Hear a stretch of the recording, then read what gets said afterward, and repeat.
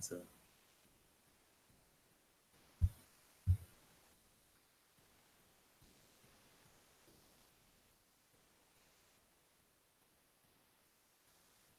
All right, Shalom. This is the I.S.U.P.K. Started out of 125th Street, Harlem, New York. Today's the scripture breakdown class. Just getting on the internet. Yeah. So at the I.S.U.P.K, we teach according to the Bible and history that the black man is the real Jew. And when I say the black man, I'm referring to the black people of the slave trade, blacks, Hispanics, and Native Indians. One second.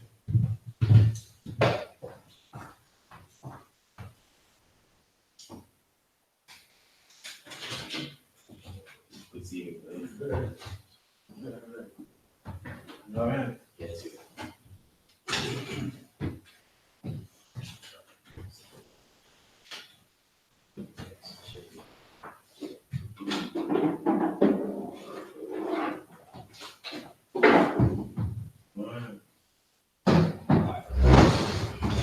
The class is library. Yeah. So when we say blacks, we're talking about black people of the slave trade.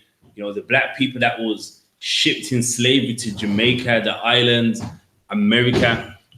You know, like according to the Bible and history, as well as Hispanics and Native Indians, you are the real Israelites. You know, when you read the Bible is a history book. You know, the Bible talks about a race that, you know, first in Exodus, they was enslaved, and the God of heaven and earth, the living God, he freed them out of the bondage they was in. Then he gave them a land, and they rebelled against him. He warned them that, you know, follow these rules, or if you don't, I'm gonna make sure you leave this land. And that happened. And then, you know, in the Bible, it lets you know what would happen to that same race of people in the last days for them disobeying the Lord. And that's us. We are the people that are suffering because we disobeyed the Lord. People all wonder, why me? Why me? You know, why is it so hard for black people? And it's because we disobeyed the Lord. The Lord has a higher requirement for us, and we just don't understand that. We just think, you know, we like everyone else. Well, everyone else sells drugs. Everyone else has one night stands. Everyone else doesn't follow the laws of God. But when we do it, the Lord is against us. That's because the Lord gave us his laws, his statutes and commandments, and he requires a lot, much more than what we think. So the I.S.U.P.K, we can show you in the Bible and in history. This Monday gone, we done a history class on We Are the Jews, and went into good scholastic information showing you that we are the Jews, good history books with the appendix in the back, good resources. So it's not just a book made by someone's opinion. This is information that you can also find yourself as well. So, you know, at the UPK on the Monday, we just done that. So if you look on the YouTube channel, I.S.U.P.K United Kingdom, you would find them that class. If, you know, you think we don't have the history, we don't have the facts. But from there, read for me Amos 3:1. Let's get it. Amos 3:1. I'm going to show you that the God of the Bible, contrary to popular belief, only knows one race of people, only cares about one race of people, is only sending Christ to save one race of people. Now, I know for some of you online is probably new to this. You probably think that's strange, that's racist, and ain't nothing strange about it. It's always been in the Bible. It's always been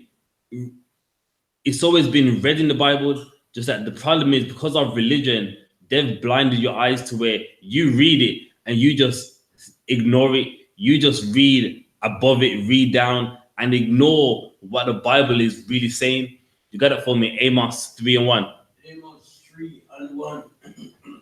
Hear this word that the Lord has spoken against you, O children of Israel. And there you go. Hear this word which the Lord has spoken against you, O house of Israel. How direct does that get? The Lord is speaking to one race of people, O house of Israel. What does house mean? A family. If you look at the word house, it means a family. So the Lord, the God of heaven and earth, the living God, which you find in the Bible, only speaks to the house of Israel. It's not addressed to everyone. It's not speaking to everyone. Read on. Against the whole family which I brought out from the land of Egypt. And said against the whole family. What does it mean by the whole family? All the tribes: Benjamin, Judah, Gad, Manasseh, Ephraim, the whole family. The Lord only speaks with the whole family of Israel. Read on. Saying, you only have I known. Saying, you only have I known. Imagine that. And everyone claims to read the Bible. Everyone's grandmom claims, you know what I mean? I love my Bible. And the gully, everywhere they go in their handbag in church, the pastor has it underneath his arm like this in the church, and fails to understand that God only acknowledges one race of people. God only sends his message through one race of people. You only have I known. That's black and white. There's no way of jumping around that. There's no way of skipping around that. You only have I known. That's racist. That's saying this family, I only know them. I only acknowledge them. Even though I've made all races of people, I only deal with this race of people, because that's something what people like to say. But God made everyone. And what does that mean? So because you made everyone means that you love everyone. That's what you say. That's an opinion, and by no means should you let that get in your mind. But like, well, yeah, God made everyone, so God should love everyone. Says who? Who said that? That's what they're saying. But in the Bible, yes, God made everyone, but God only loves one race of people. Read on.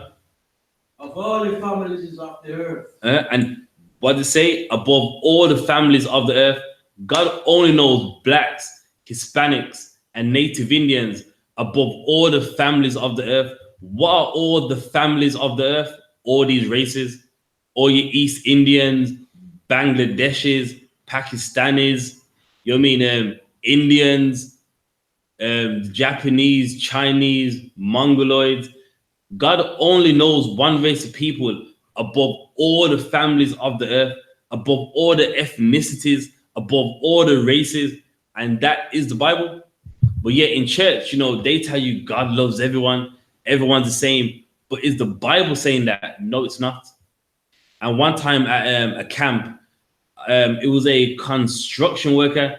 You know, we was preaching, and then he had a question he wanted to ask, and his question was, so the Bible you're reading, what kind of Bible is that?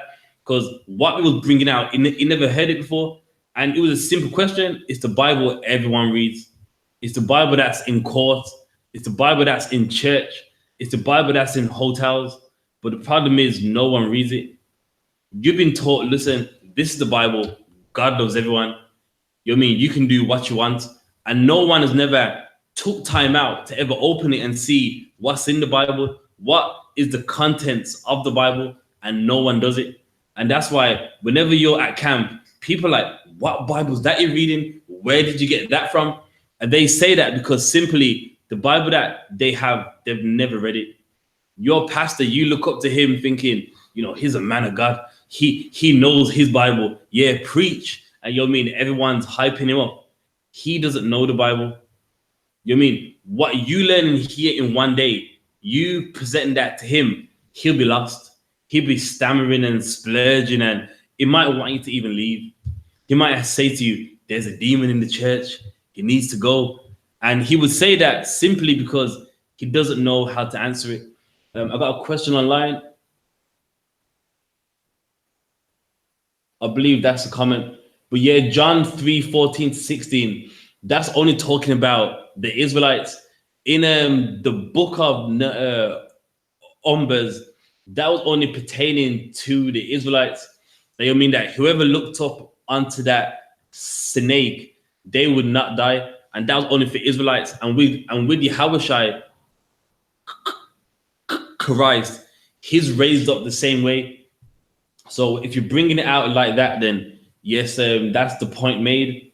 You know what I mean? But yeah, give me John 3 and the 14th verse, just to make everyone understand. There may be some people in the class that don't understand. So when we get that John 3 and verse 14.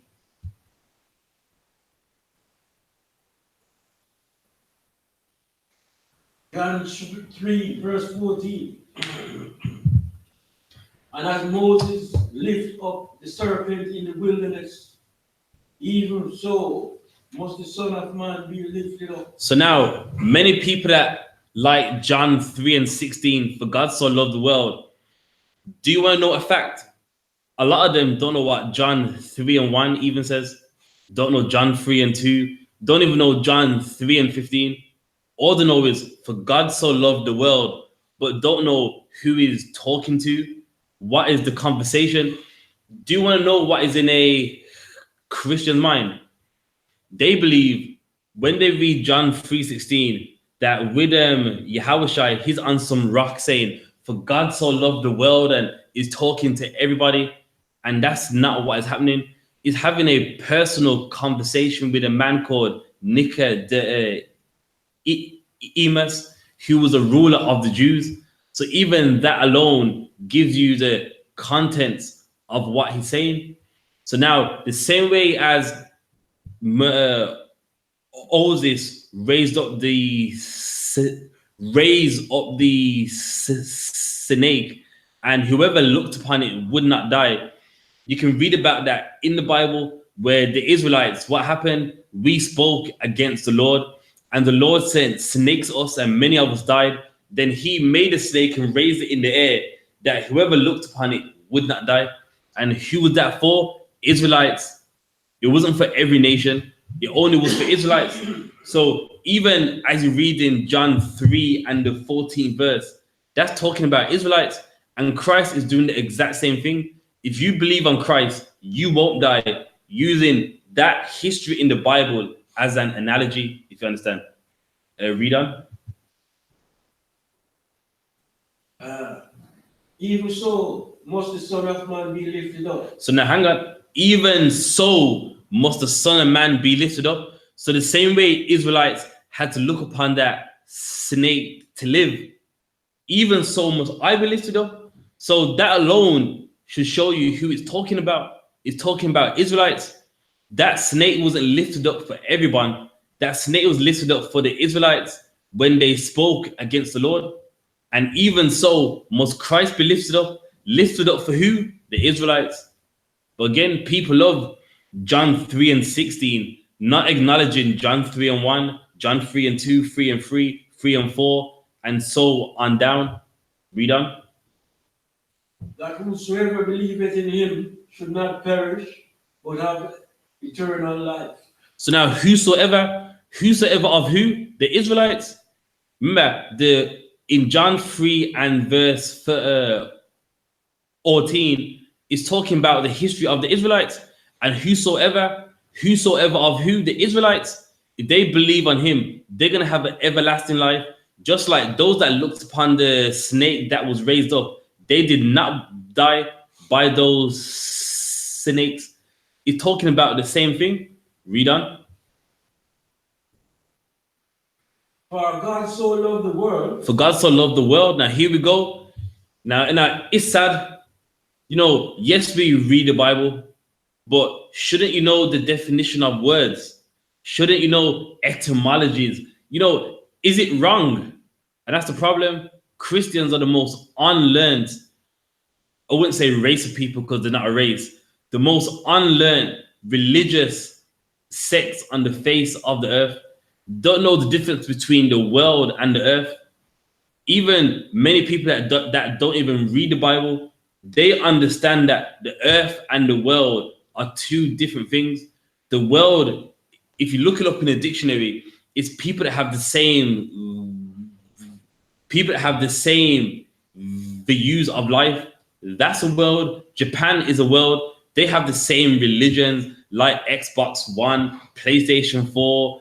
You know what I mean? Those weird Japanese cartoons that they make. That's a world of people that have the same views of life. That's what a world means. And God so loved the world. What world? The world of the Israelites, the people that have the same laws, the customs, dress code, high holidays. It's saying it even in itself. Read on.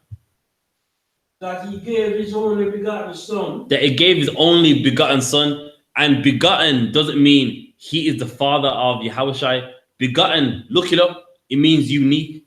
Christ is unique. Do you want to know why? Because he did not sin. He lived 30 odd years of a perfect life, didn't transgress, didn't violate any of the laws of God, which makes him unique. He is begotten. He is unique. Read on. That whosoever believeth in him should not perish but have everlasting life. So if you follow Christ, you're going to have everlasting life. You're not going to die from a drug overdose. You're not going to die from getting shot by the MI5.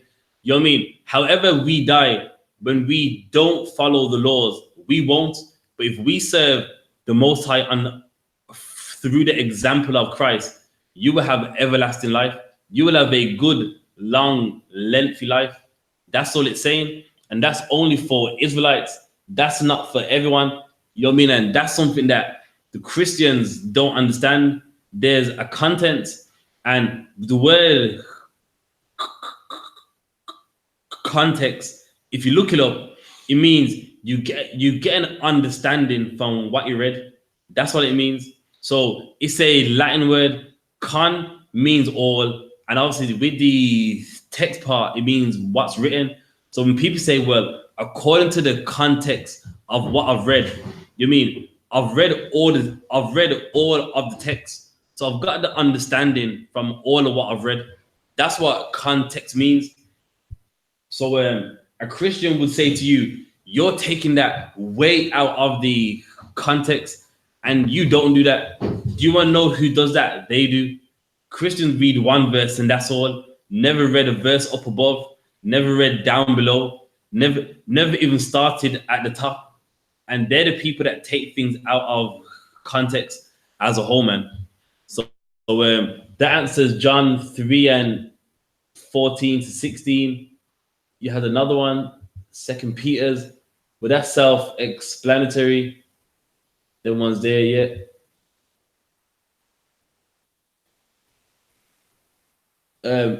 If you could, just write, do you need these answered, or are you just trying to type these in just to, you know, get along with the class? All right, I got a question from Hadassah. Genesis 35 to 10. I mean, like Genesis 35 and verse 10.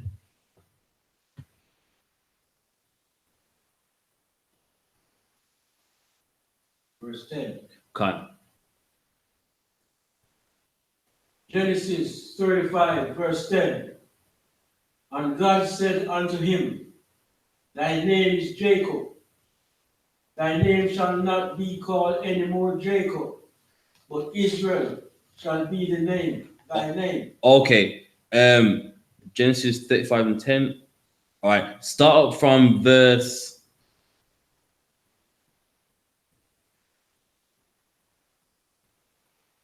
A second. Start from verse 9. Verse 9. And God appeared unto Jacob again, when he came out of Padan, and blessed him. All right. So when it says God, it's not talking about the Most High. It's a messenger, a judge. In the Hebrew, the word God is Elohim. So it doesn't necessarily have to be Yahushua. It's a messenger. You know what I mean? So a messenger from the Lord. It could have been Yahushua, Michael, Raphael, Uriel. It's just a messenger. So he appeared unto him at Padan Haram, and he blessed him, meaning he's going to let him have something good from the Most High, and we're going to find out. Verse 10. And God said unto him, thy name is Jacob. Thy name shall not be called any more Jacob, but Israel shall be thy name. And he called his name Israel. Israel. Now, as you read on down, it might be later on when he wrestled with the angel. Israel means he is the prince of the power. Why? Because with the inheritance from his dad. So everyone knows in the Bible, it was first Abraham, Isaac, then it's Jacob. And they received something of the Lord where it says, you shall inherit the earth, you shall have the best of the corn, the best of the wine. So that's why he is a prince of the Most High. He is heir to everything on this earth. That that's why his name is changed. And that's why in the UPK, whenever someone does their 6 months, no, their 3 months, they get another name. You ain't that old man no more. Once you serve the Lord, there's a blessing that you're going to get. Now, your name, it can be what you already are, or as you're in the school, what you can become. And this is the concept right here. Whenever people put down their old life, you get a new name. You're someone new with a new objective in life, just like him. Read on. And God said unto him, I am God Almighty, the fruitful and be fruitful and multiply. A nation and a company of nations shall be of thee, and kings shall come out of thy line. There, so even right there, he is letting you know of you is going to come men that are wonderful, kings out of thy loins.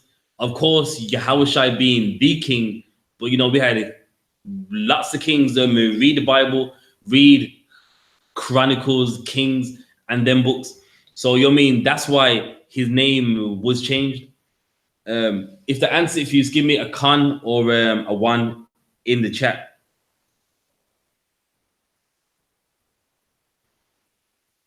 What? There's another account of this where he's wrestling with the angel. 1 second.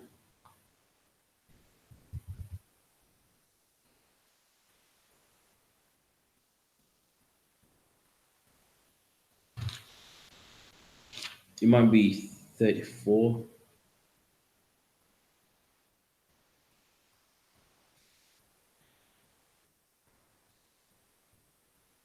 Second, let me find that.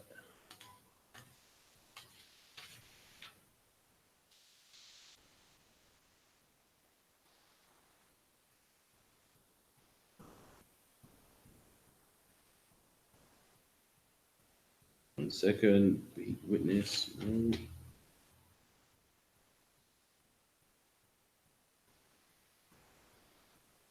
I got Genesis 32 and 25, but actually no, verse 20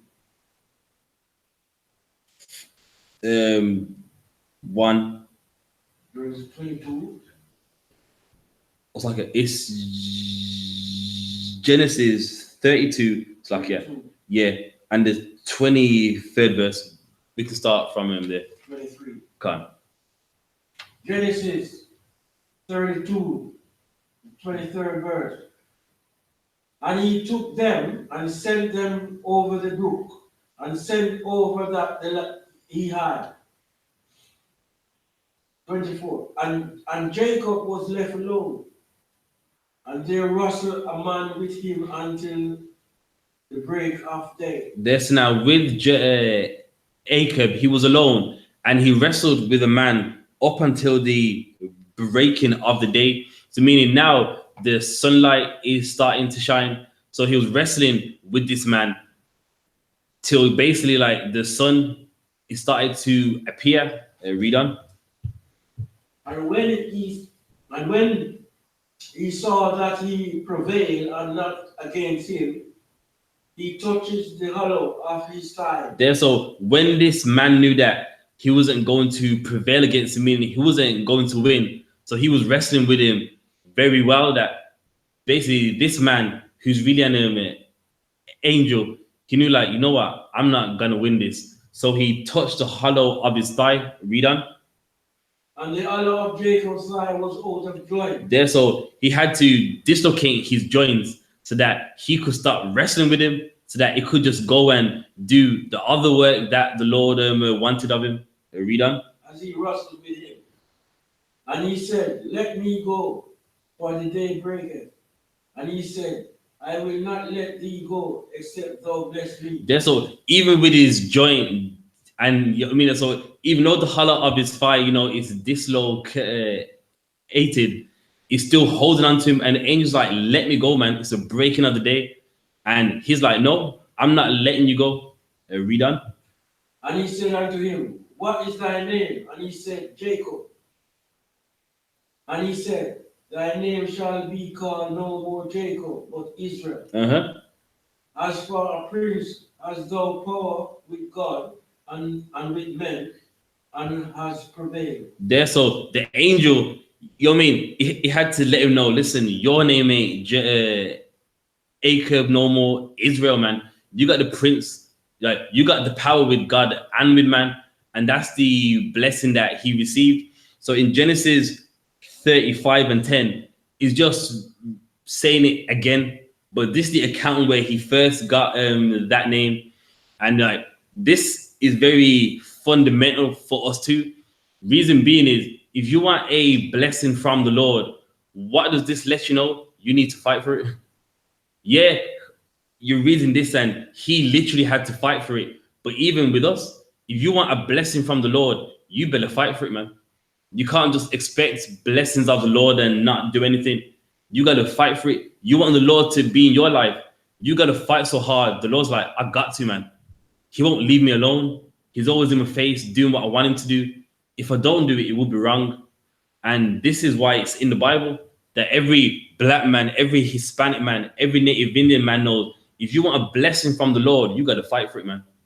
You got something wrong with you and you want help, you got to fight for it. You got to serve the Lord so much that he goes, you know what, here, just take it, man. Just leave me alone. And that's why this is in the Bible. Nothing in the Bible ain't here just for the sake of it. It's here for you to learn from. It's here for you to apply to your life. And this verse right here, yes, he kindly fought with him, but this is to let you know, if I want a blessing, I got to fight for it, man. My ancestors, when they wanted a blessing from the Lord, all what they done was fight, man. I mean, he held onto this messenger, even when his joint was dislocated, and he held on till the angel had to go, you know what? Here, just have this. I need to go. I believe it's Romans 15 and 4. Romans 15 and 4. Can't. So lucky, brother. If you're cold, you can turn the heat on as well. You're right. Okay.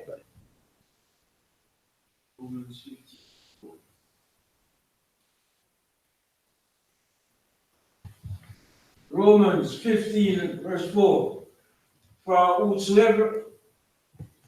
whatsoever things were written aforetime. All right. So it's letting you know what things that were written for all time, meaning whatsoever was written in the past, like what we read about, John 3:16, things that were written in the past, everything, Genesis, Exodus, Numbers, Leviticus, whatsoever was written aforetime, meaning in the past. Read on. Were written for our learning. They were written for what? Our learning. Written for our learning, man. Whatever you read about that was written in the past is written for you to learn from. Likewise, he wrestled with the angel till the angel has to go, you know what? Take the blessing, man. Leave me alone. Piss off, Jacob. You're getting on my nerves. That's what he had to do to get a blessing. And it's written for you to learn from. It's written for you to go, if I want a blessing from the Lord, I got to fight, man. I got to fight my laziness. You mean anything that's stopping me from serving the Lord, I got to fight it. And the Lord, I will receive a blessing from him if I fight. And I fight with everything. Even when my leg's gone, I'm holding on. You mean he wrestled with the angel till the light was till the sunlight was showing. And that's for us to learn from and go, you know what? If I do that, I can receive a blessing too, man. If I go to camp when I'm tired, if I come to class when I'm tired, if I do anything regardless of what elements I have, I will receive a blessing from the Lord, man. Read that one more time up. For whosoever things were written aforetime were written for our learning, that we, through patience and comfort of the scripture, might have hope. There that we, through patience and comfort of the scriptures, might have hope. And that's what we have, man. We have hope. We read the Bible, and what was written aforetime, we learn from it. And that's why we have hope. We have works to go along with it. We don't just read and it sounds nice and sounds so good. We apply it because we know the same way it happened to the men in the past, it can happen to us right now. And that's one thing with the Bible, like, because of religion and, like Pan-Africanism and the conscious community, so-called, they make the Bible seem so light and dull. And you know what I mean? Like, I read history, I read books by scholars, and what they try to do is they try to diminish the history of the Bible, like as if the Bible never happened, like as if a flood never happened, like as if many great men in the Bible did not exist. And this Bible, there's hope in here, man. You're gonna learn from historical events that happened, and that's what happens. You have to have hope. You got to read these events to know the same way the Lord saved them, the same way the Lord blessed them, He can bless me too if I do exactly what He says. Read on. Verse 5. Now the God of patience and consolation grant you to be like-minded to one another, according to Christ Jesus. Therefore, it's saying now we can have that the same way, the men in the past, they received many great things from the Lord. We can get it if we are like-minded. What's the verse? If we are like-minded one towards another, according to Yahushua, we can get that too. And with Christ, He's our example. Yes, we read about those great men, but now we have a greater man that succeeded more than all of them, succeeded more than Isaiah, Ezekiel. Yes, those men are great, and you should read about them, but there's one even doing better. I mean, every man had their shortcomings, but with Christ, he had none. He lived 30 plus years of a perfect life, man, a sinless life. That is the example of all examples. You know what I mean? Every man in the Bible is great. King David is great. King Solomon is great. But what happened? These men fell. In the book of, I believe it's Second Samuel's, King David fell. He committed adultery. He slept with another man's wife. As great as he is, he fell. Then what happened? His son, King Solomon, he sinned. He started to get with heathen women, and then he started to serve their gods. He fell. These men were great, but they had shortcomings. You know what I mean? So it don't mean don't follow the good that they did, but they had shortcomings, man. But with Christ, He's greater than all of them. That's why you got to be like-minded towards the Yahushua. Follow the greatest example. Yes, they did great things, and we read about it, and it is still great even till this day. But Christ is the better example. What's that verse? Hear ye Him. I'll get that for you. It goes, "This is my beloved Son, hear ye Him." A second.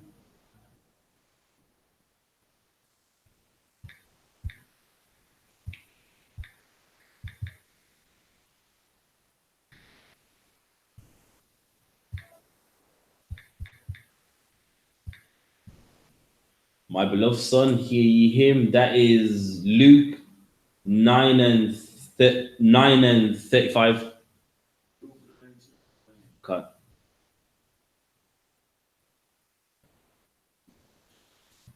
And if anyone's got any questions online, feel free to write them in as well.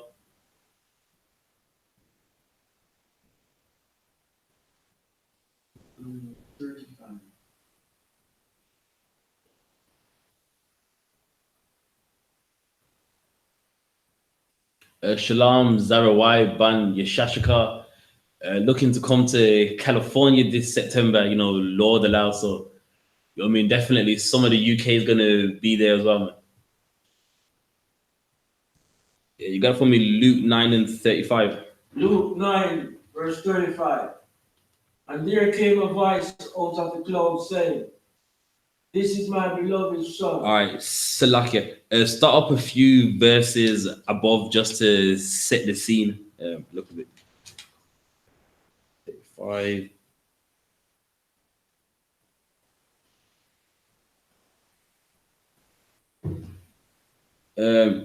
Yeah, Luke 9 and 31. No, actually, it's 29. Luke 29. Yeah. Luke 9, verse 29. And as he prayed, the fashion of his countenance was altered, and his remnant was white and glistering. So this is talking about Yahushua. So he was with John, James, and another one. And as he prayed, he just changed, like his garment was white, he shined. Read on. And behold, there talked with him two men, which were Moses and Elijah. So now, why does it say these men here? Because amongst us, we looked up to these men. Everyone looks up to Elijah. Why? Because you read about him how he had to hide the men of the Lord. You know what I mean? He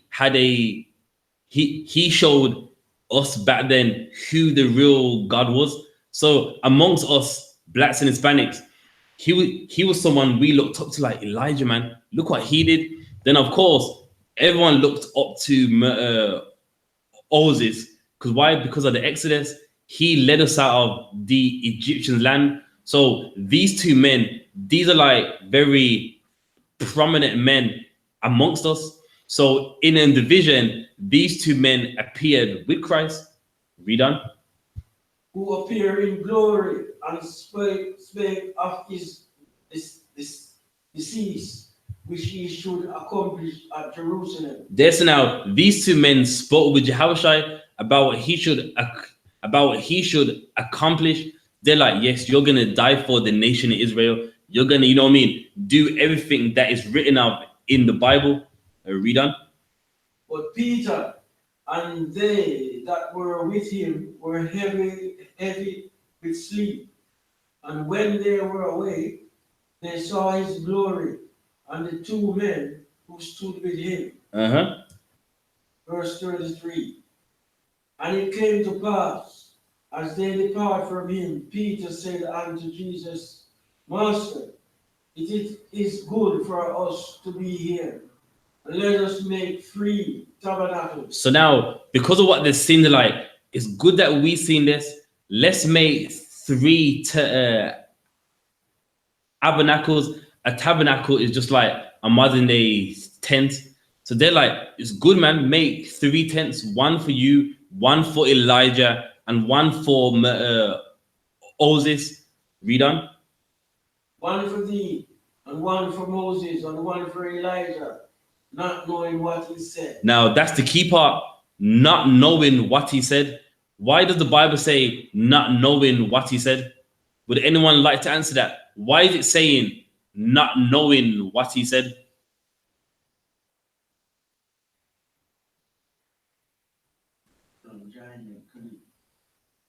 No, that's it. Remember, I said that Yahushua is the best example. So he's not as pure as Christ. So he can join there. No. He's saying make 3. So like a tabernacle tent is like I seen these men. I'm gonna make 3 of them, one for you and the other 2 for the rest. But not knowing what he's saying, meaning what he's saying ain't right. It's not making sense. So why is it saying not knowing what he said? Because with Christ, he's the example, not them. These men are great, but they are not Christ. If anything, make 1 tent. That's why not knowing what he's saying. But now we're going to find out as we read on. While he had spake, he came out of a cloud and overshadowed them. and they fear as they enter into the cloud. So now, why he said that a cloud came, and a cloud, of course, is the modern day UFO. So you know what I mean. So while he said, you know what I mean, let's make a tent, one for you and the others for them. A cloud just come over them, just, and they were scared, like, raw, like this cloud just overshadowed us, meaning it's dark, meaning there's light everywhere else, but where the cloud is above us, it's just darkness. Read on. And there came a voice out of the cloud saying, "This is my beloved son, hear him." So now, out of the cloud, there came a voice. This is my beloved son. Hear ye him. Meaning, he didn't know what he was saying. Follow Christ, man. Yes, Elijah's there, but follow Christ. Yes, we respect those men. Those men did great works, but no, you follow Christ. And that's what a voice was just establishing. No, no, no. Ain't no tents being made for everyone.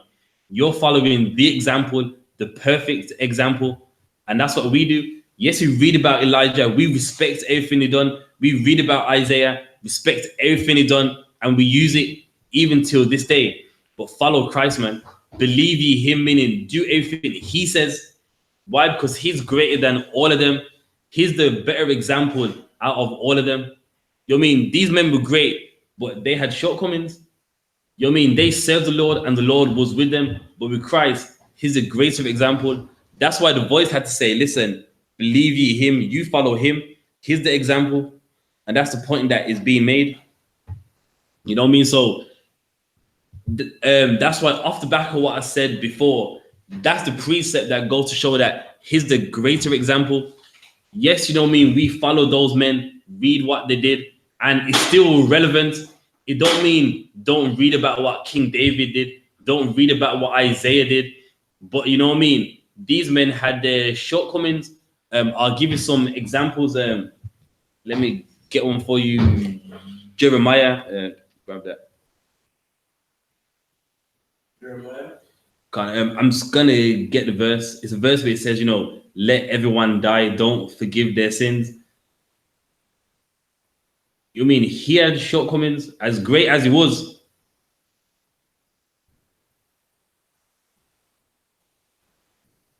I'll type it in.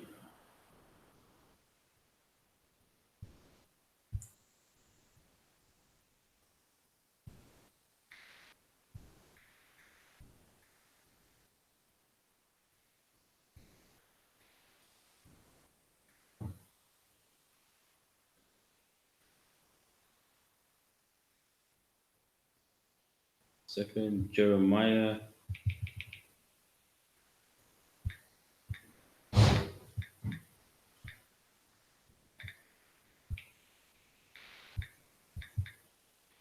haven't got this verse in a while. Second.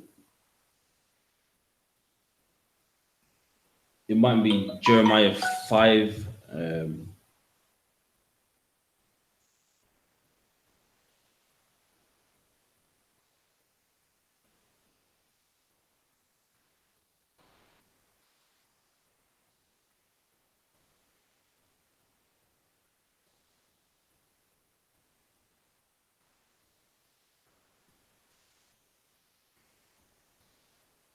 I haven't got here in a while.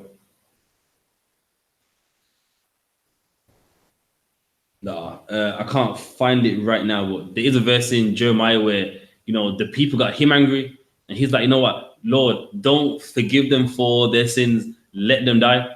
And of course, with Christ, his disciples had a situation that was the same.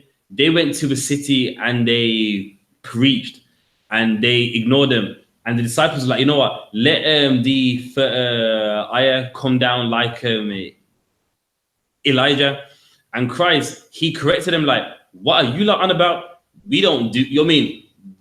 That's not what we're gonna do. I find that one, but I find that one instead. Which one is this? Like, the one in Jeremiah, I can't find yet. I was trying to paraphrase it, but no success. Let me get the one example with Christ.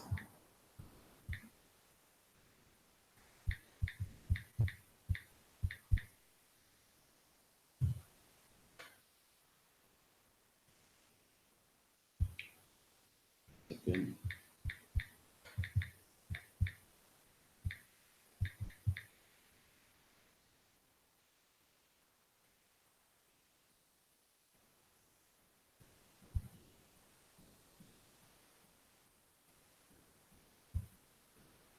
One second. Just paraphrasing it.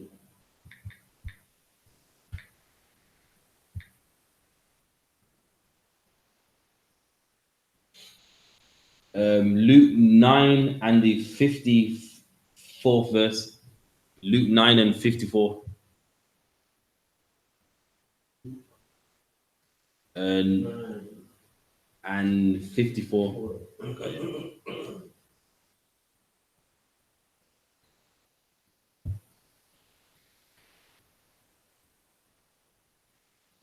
Luke 9:54. Oh. And when his disciples, James and John, saw this, they said, Lord, will thou that we command fire to come down over the heaven and consume them? All right. We'll start up a few verses above just to set the scene.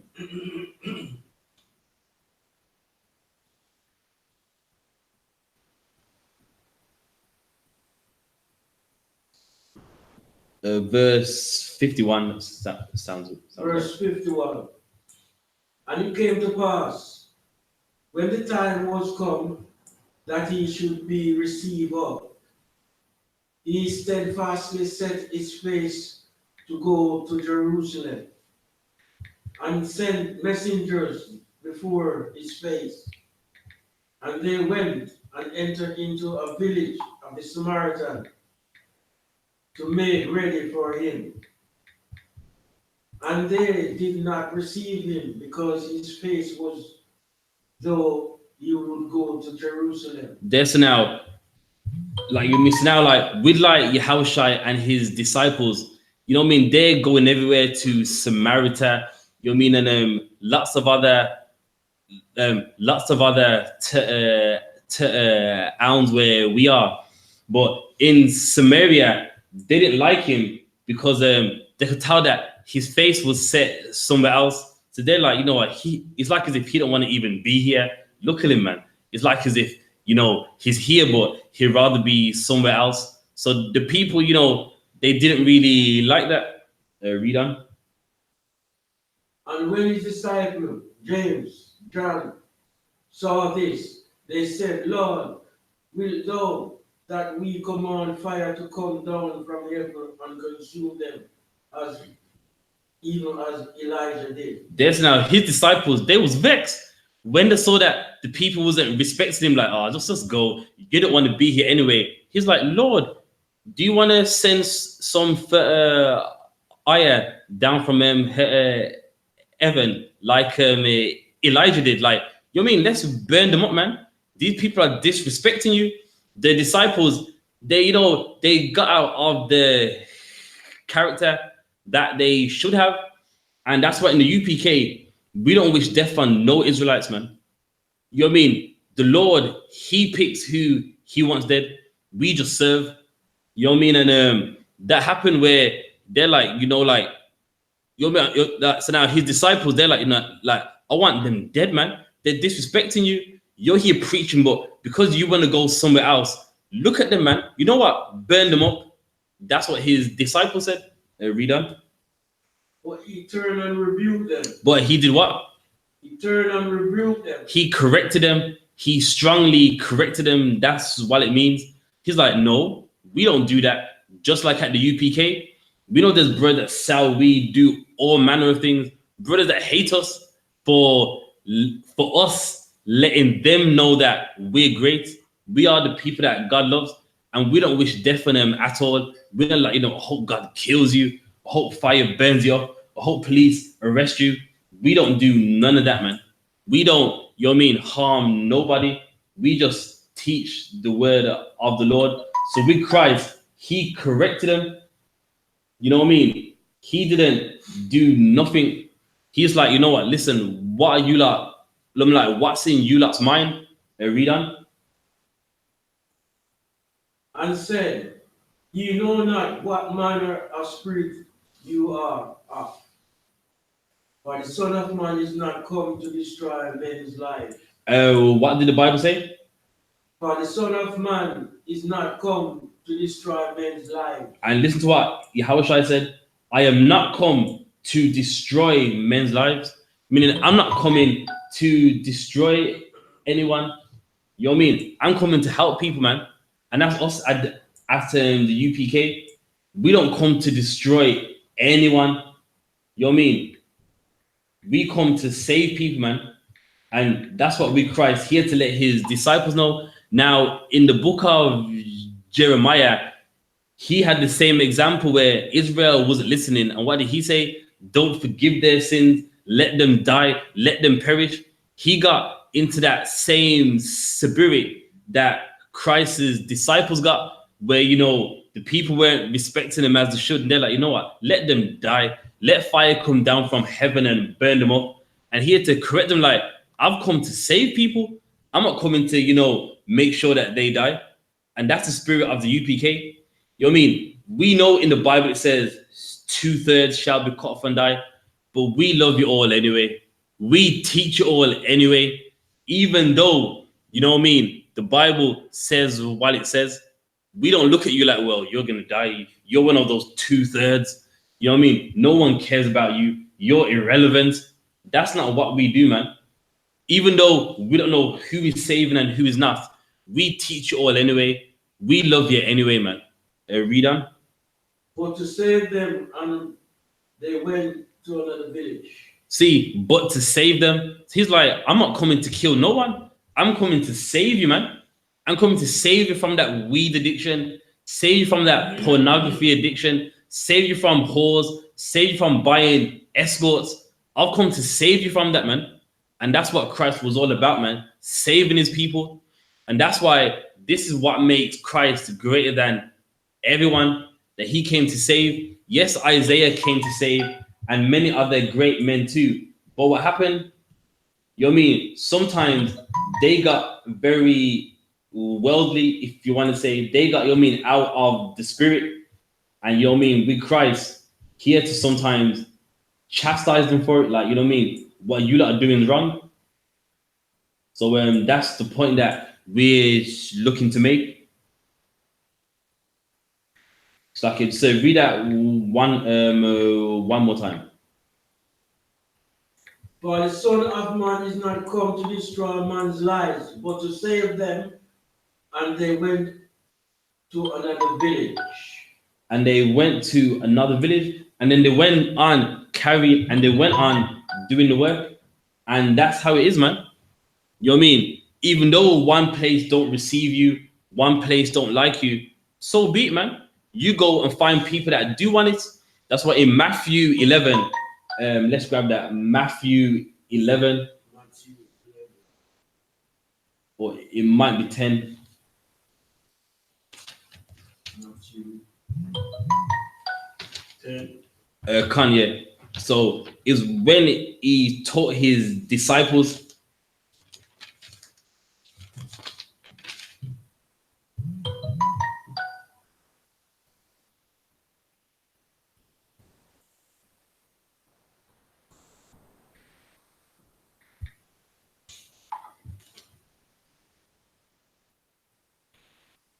So 1 second.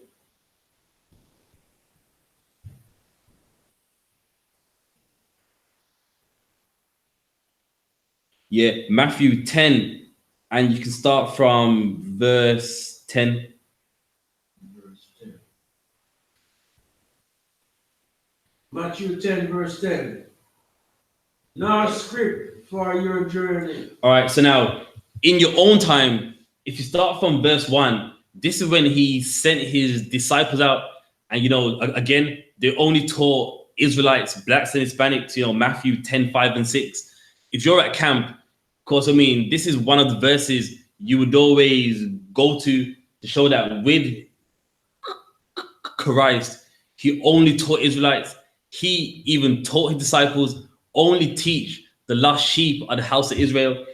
But now in verse 10, it's letting know, don't carry no script. A script is like a Bible. It's So at that time, they didn't have to because they was with Christ, and with Christ, him being the head, he knew the Bible. And so really, they were just being taught. So at that time, they didn't need to carry any scripts. Read on. Neither two coats, Neither coats. Read on. neither shoes, nor yet stars. For the workman is worthy of his meat. For the workman is worthy of his meat. He's saying, don't worry, just go teach. And don't worry, a workman is worthy of his meat, meaning whenever you learn someone, they're going to look after you. They're going to make sure you have a coat, you have something to eat. So he's like, listen, if you're a workman, you're worthy of your meat. If you're working for the Lord, you're worthy to get fed. You're worthy to get housed. And that's like the UPK, man.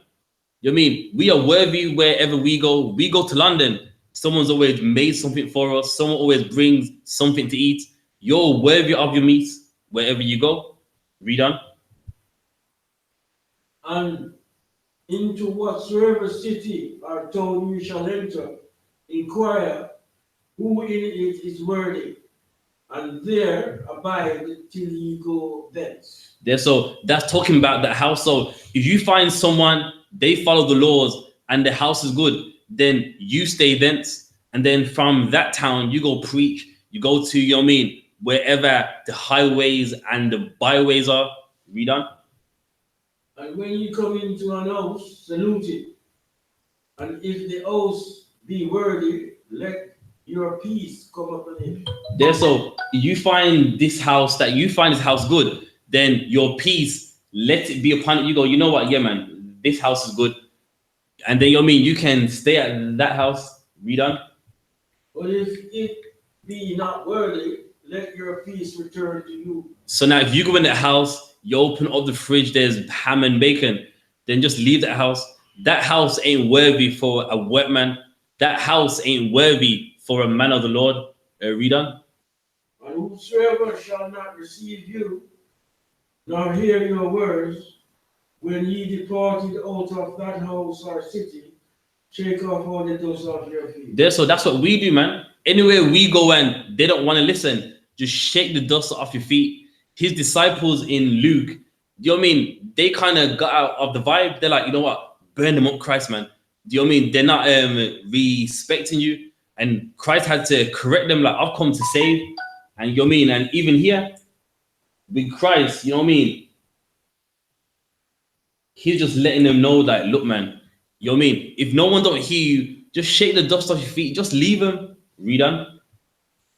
Verily, I say unto you, it shall be terrible for the land of Sodom and Gomorrah in the day of judgment than for that city. There, so with Christ saying, anyone that ignores you is going to be, you know what I mean? It's going to be more worse than Adam and Gomorrah, than that city. And we know what happened to them. They got burnt with fire and brimstone. And for them ignoring the word of God, it's going to be even more worse for them, man. So that's why, you know what I mean, his disciples are like, send the fire down, burn them up. That was not in the spirit right there. And you know what I mean, he's come to save. But if the Lord sees, as you know what, I want that town to be destroyed, then so be it. And that's the point that he was trying to make. I got a question, so in Exodus 1 and 11. Okay.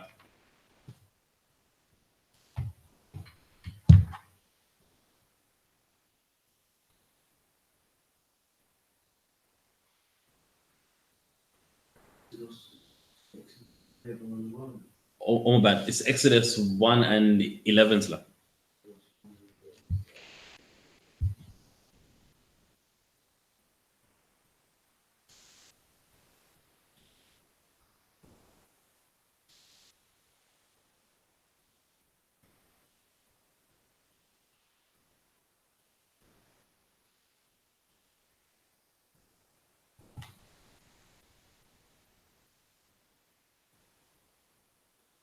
Exodus 1 and 11.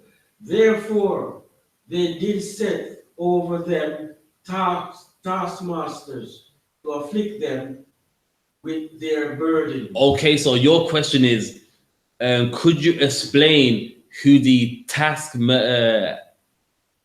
taskmasters were. The taskmasters, they were us. They were Israelites, just like today. You know, in a lot of jobs, sometimes it's non-Israelites and sometimes it's us, Israelites. And that's what the Lord's saying, that, you know, there was taskmasters over us. Be right back.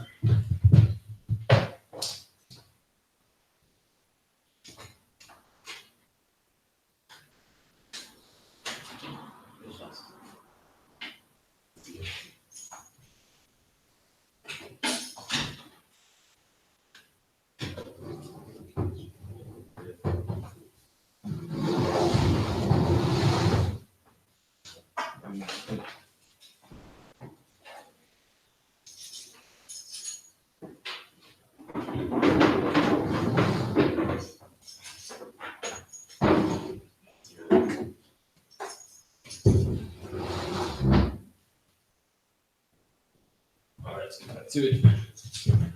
All right, then. So yeah, so with the taskmasters, you know, it could have been us or like the Egyptians. The point being is, it's a master of a task, meaning so there's something that needs to be done, and he's a master over it, making sure that that is being done. So to afflict us, they set someone over us to watch how much work that we do in case, you know, we are lazy. Just like even right now, a lot of our jobs, there's always someone watching over you, making sure that you're doing enough, making sure that you don't get no rest. And in the time of Exodus, that's what the Egyptians done to oppress us. They set someone who would, you know, make sure that you work to do a certain amount. So, you know, in some cases it was us, and in some cases it was the Egyptians. So, you know what I mean? So that was used to afflict us. Just like even right now, you know what I mean? Some of you want to go home at a certain time from your job, and the boss goes, no, you're not. I need this done. That's a modern day ask master right there. You're meant to finish at 6. 6 o'clock is there, and he's like, no, I'm waiting for the next person, so you can't leave. And that's how they afflict you. And that's what they did in the time of Exodus to oppress us. They set people over us that made our life miserable, made our lives horrible. And you know what I mean? It's the same thing that the white man does right now. Read on.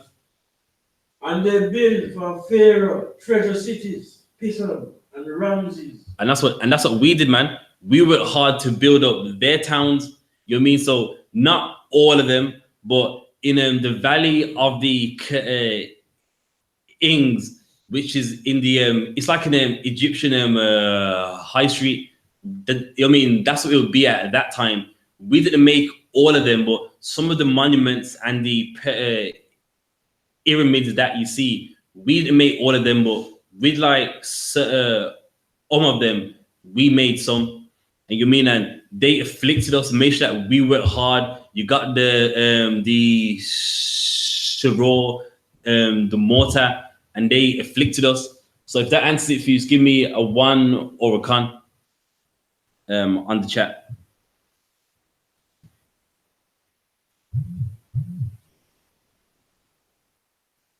Read the next verse, verse 12. Verse 12.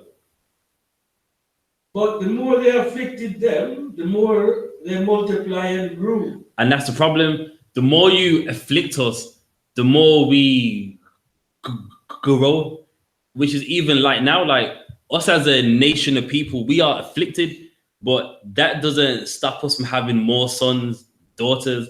You know what I mean? And that's the problem. Really, affliction is not meant to make you have a family. You're meant to be oppressed and down, no kids. Your life is just work, home, sleep, work. But for the nation of Israel, it doesn't go that way. The more you afflict us, the more we grow.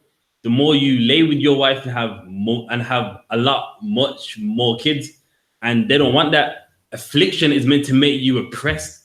Just work. You know what I mean? 16 hours a day, come home, sleep. But in our case, that doesn't work. And even in England right now, your affliction is meant to make you, you're being like not have any kids. But what happens, we always do. We always make sure that, you know what I mean, we have kids and that, you mean like we don't just like diminish as they think that we should. It's lucky 1 second.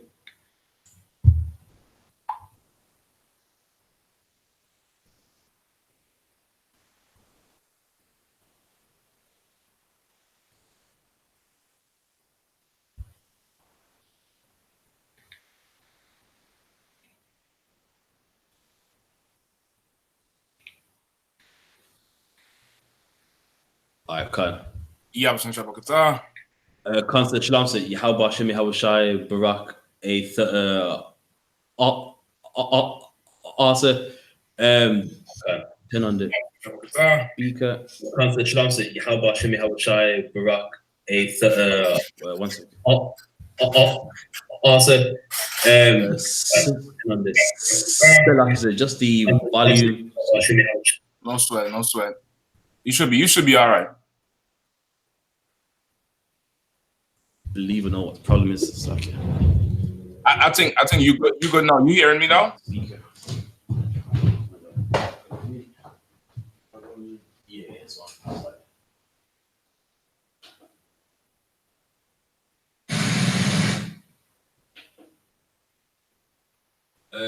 Concert, is that 12? You hearing me? I can now say. Okay, it might be a little bit too loud. I get a slight feedback, or maybe that was or it's all right now. Concert. It's too hard? 12. Kind of one. All right, no sweat, no sweat. Concert gonna turn the cameras. Ain't no sweat.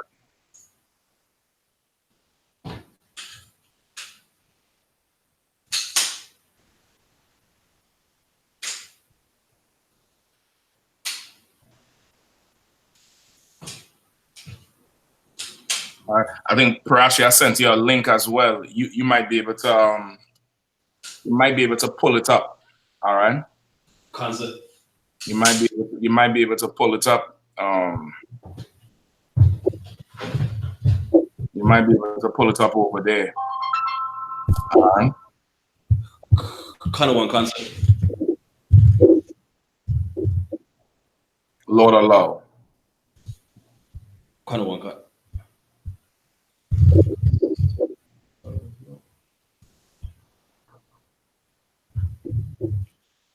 Concert, is that 12? Yeah. That's pretty solid. Kind of one cut. How's the weather over there? Still kind of cold? I'll say it's all right. It's not too bad? Kind of warm. Okay. Warm it.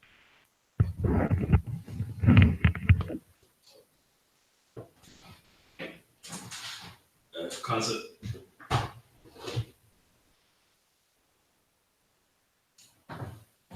Okay. Let me know once you're ready. Concert sucks.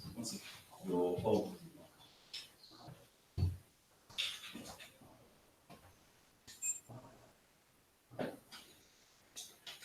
All right. So today, Prasha, what you was going over? Anybody had any questions on it or anything? Concert, there was one. I just finished it in Exodus 1 and 11, sir, about who the taskmasters were. Okay. Okay, no sweat.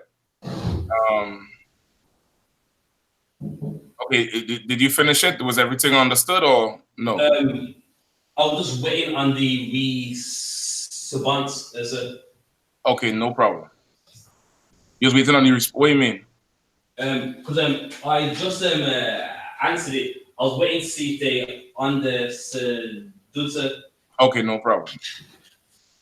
Okay, so everybody's kind of clear on the taskmasters, who they are. I'll find out, sir. Everybody's solid on the taskmasters.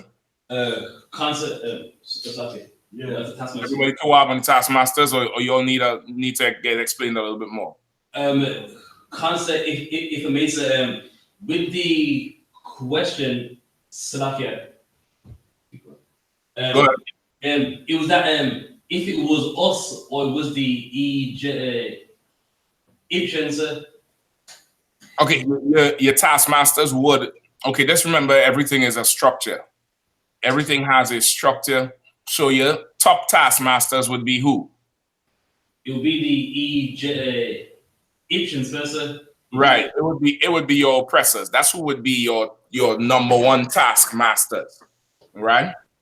And as it comes down the line, you have other taskmasters that work for those taskmasters that are of your people.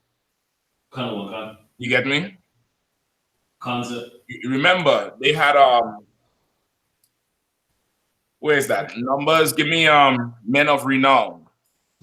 Give me men of renown.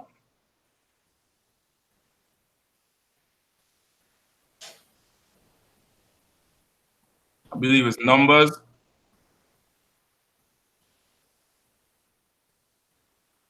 Numbers 16 and 2. Concept. Right? Give me number 16 and 2, Magawa. Numbers 16 and 2. And they rose up before Moses with certain of the children of Israel, 250 princes of the assembly, famous in the congregation of men that know. Right. So even though we were slaves in Egypt, coming out of Egypt, they're letting you know the composition.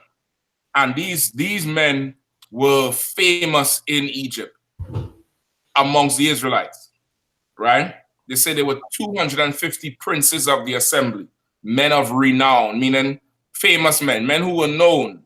So it's no different than your Oprah Winfrey's and your Will Smiths or your TD Jakes and your Creflo Dollars. You get me? Concept. It's no different than that. You understand? Understood, sir. You would have those men of renown who they are your people. They're over your people, but they're not over your people like Moses was over Israel. They're not over your people like Aaron was over Israel. They're over your people like a traitor, like Martin Luther King is over Israel. That he works for your taskmaster. You understand? Concept. So that's your taskmaster. It's just as in anything, it's initiated by your oppressor. It is mainly your oppressor, but of course your oppressor is going to look for the traitors among you to be a taskmaster over you to further demoralize you. It's easier to fight and to put up a fight spiritually and mentally when your enemy is not of your nation. But when your enemy is of your nation, there's a conflict in spirit. You get me?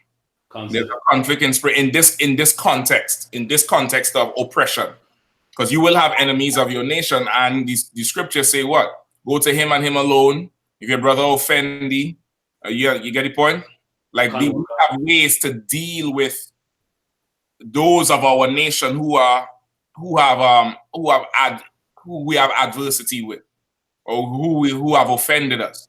But this situation here is not, is not talking about the offense or anything. These are actually people who are working for the oppressor, taskmasters, much like in the Maccabees with the dedication, the Hanukkah.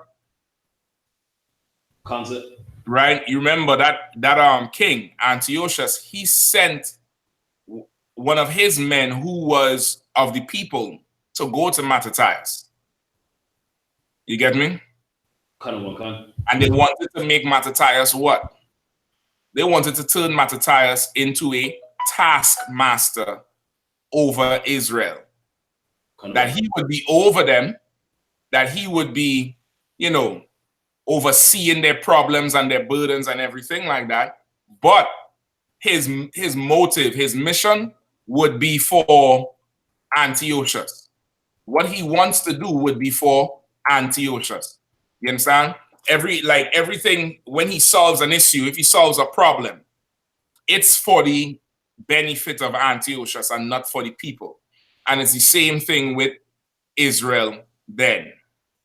You get me? So you have your taskmasters who would be your supervisors and your bosses, But of course, among the slaves, you're going to have some slaves who would stab their nation in the back for 2 pounds more of corn, for 5 pounds more of rice.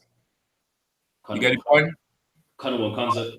For you know, for whatever material gain, short term, that's very, very small in the grand scheme of things, they would turn their back on their nation for that type of gain. You get me? Kind of one concept. All right. So everybody understand that, right? Kind of one concept. All right, solid. Good to go. Any more questions? God, I wanted to definitely get on this topic that I've seen here with Cambridge University. They're launching some investigation. I think it's 35 months. I'm not sure if they started yet or if they're in it. Somebody could help me out with that.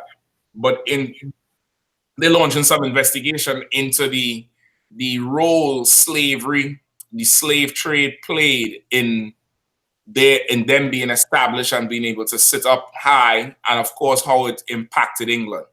And with that, you have the Church of England. I think you showed me this video a little while before, but now it damn near ties in. It came up again, and it's just to show that no matter which European society you're in, like they always like to talk about, I didn't form slavery and I have no part in slavery. If you graduated from Cambridge University, the blood of my people is what gave you your life today.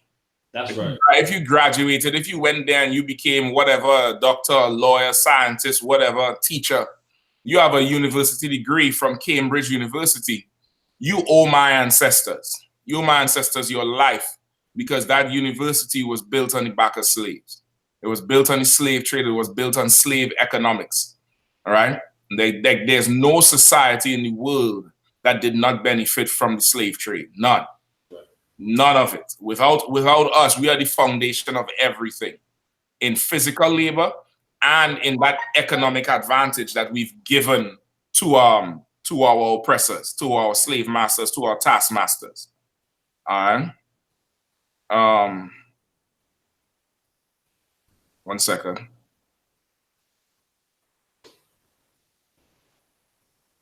All right. So any questions? Or we to what? Also, there's no more, sir. No more. Okay, no sweat. Okay, so let's get this, all right? Let me get the Church, Cambridge University study. All right. Parashi, I sent you an article. See if you could pull it and read it up for me. Concept, I've got it. The University of Cambridge University launches inquiry into historical links to slavery. Mm-hmm. The University of Cambridge will conduct an in-depth academic study into ways in which it contributed to, benefited from, or challenged the Atlantic slave trade. Right. And read that part again. It conducting a study of how it what? Of how it benefited from or challenged the Atlantic slave trade. And so, this even that is a disrespect. Like you have to launch a study, an inquiry to see how you benefit from the transatlantic slave trade. Like where else did your economy come from in the 1800s and 1700s? That's right. Like how could there be any goddamn confusion about where you benefited from? Like tell me what else was being traded. Tell me what else was driving the world at that time. Was it textiles? Is there investigation to see how much Gandhi and the East Indians contributed to Cambridge? No, it wasn't that. Like even that is an insult. Even that is an insult. And okay, I'm saying it now and I'm gonna say it again before the end of the class. Seeing how vile white British people are, white British society. And okay, this whole thing lends into everything that's going on. You all know they have the racism in football, show racism, the red card, all that bullshit, right? And they're talking about, you know, the English Football Association has racism, and it's a societal thing. Britain is racist, point blank. Whether it's cricket, crumpets, scones, or football, it's racism. You get the point? So now it's something societal. So understanding is something within the fabric of Britain's society. Black and Hispanic people in Britain should separate from Britain. Black and Hispanic people in Britain now should wake up and realize that this society hates us while they profit off of us. And they act as if we are the problem. So we should turn to our home. This is the time when you should find the Israelite School of UPK in the UK and learn how to build your society from within. Because we don't need to launch no investigation into how the white man benefited from slavery. It's in the Bible. It's written in the Bible, and I'm going to show it to you today. All right? Keep going on, Prashan. Concept. And other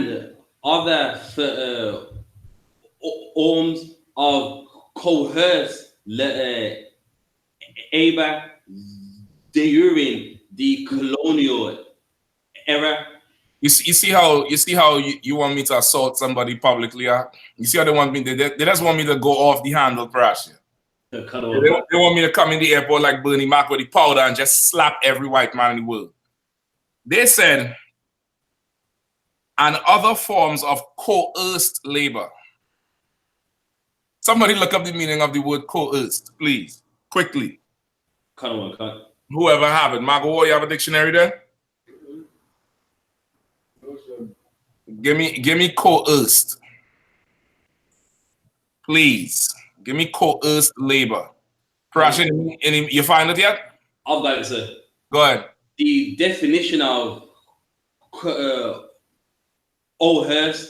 to persuade, to do something using by force or threats. Mm-hmm. To persuade.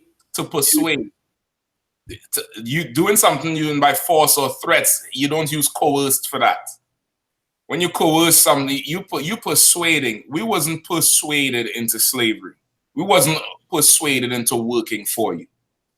We were kidnapped and beaten and murdered and raped and lit on fire. That's far from coerced.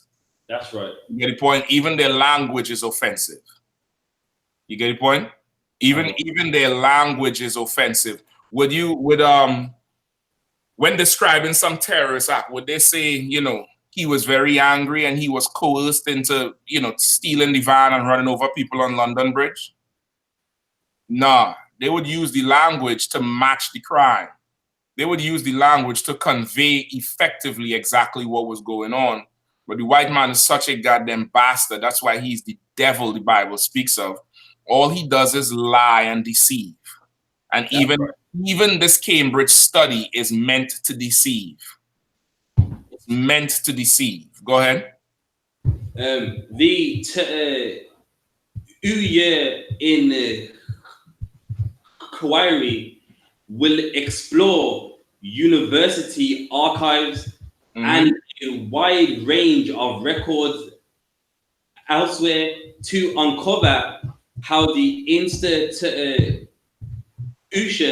may have gained from slavery. May have gained from slavery. May have gained. Not to see how much money the institution got. Not to see how much reparations Cambridge got to pay back, but to see how much we may have benefited from slavery. Let me tell you something now. If you in the UK and you black and Hispanic and you're not filled with that level of anger, with that level of wrath, with that level of something must be done about this, with that desire for justice, something is wrong with you. Something is earnestly wrong with you, and you should look at yourself. You should look at yourself. If you can't handle it, come sit in front of me. I'll look at you and I'll help you out. I'll definitely help you. I'll help reform your mindset. And I know most of you all who not in the truth and listening and hearing, you would think in your mind, your simple mind, that we're talking about taking up arms and ammunition and revolting and being, the modern day Guy Fawkes and going and taking over London. Negro, I don't want London. I want the kingdom of heaven. That's right. I want Jerusalem, brother. I want Mount Zion. What the hell London have? Nasty river Thames and filled with homosexuals and pedophiles and crackheads? Nah. I want you out of London. I want you out of Brixton, Birmingham, Liverpool, Manchester. You don't give a damn about the Queen and London Bridge. But it has to start with a separating from this devil. Like up till this day, they still unsure if they benefited from slavery. It is ridiculous. Let me play this tape out. Find me some more in that article to start off from, right? Let me play this tape just for time's sake, because we write up on the time too. Right? I have the other tape about the Church of England, which is, boy, it is absolutely horrendous. Absolutely horrendous. Concert. Hold on one second. Let me get this tape playing here for you.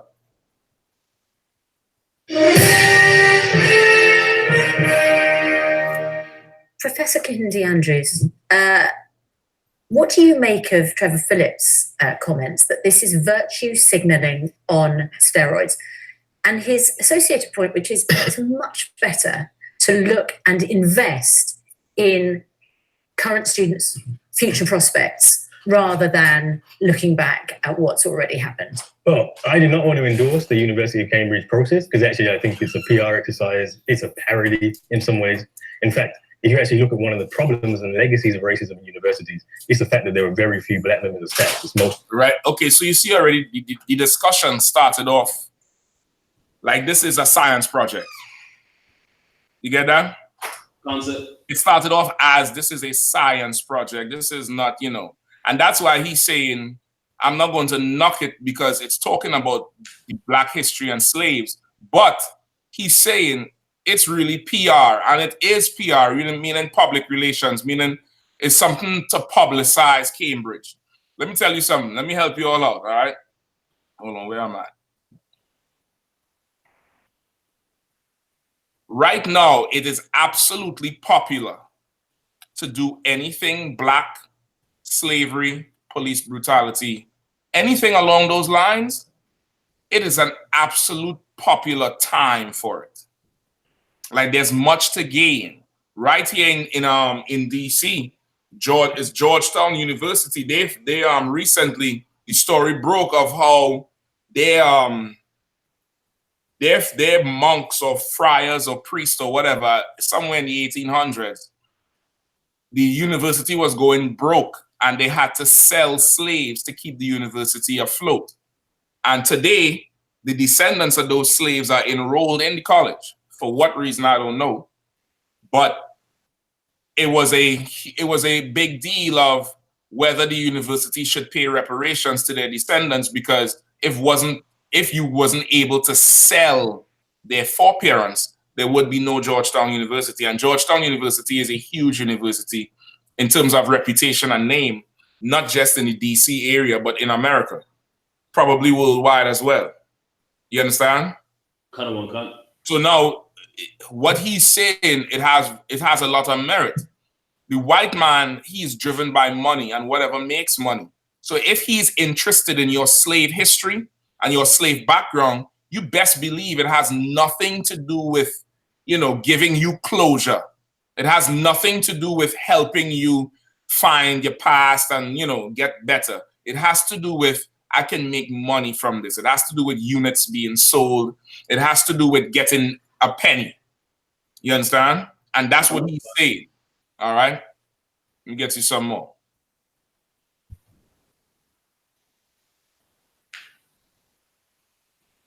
White step. And actually what Cambridge are doing is saying that we're going to get almost exclusively white Center for African Studies rulings is going to research our links to slavery. So I think it's a complete parody. So, right. Yeah. So once again, you hear what he said? What Cambridge is saying is that we are going to get this white studies for African history. He's saying African, but we know he's talking about the Israelites because no African ever went into slavery, right? So how does it benefit Black people? How does it benefit the Windrush generation? How does it benefit the descendants of the Windrush generation? It doesn't. He just said it. This is Cambridge making a white course of Black study, meaning white people who want to learn about Black people could go there. Kind of one kind.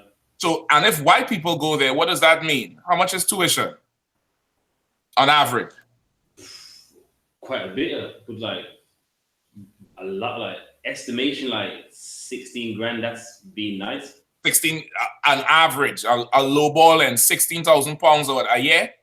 About that, or even higher, sir. 60. That sounds about right. 16,000 pounds a year. I know in Georgetown, I think it's 25 or 30 grand a year. You get me?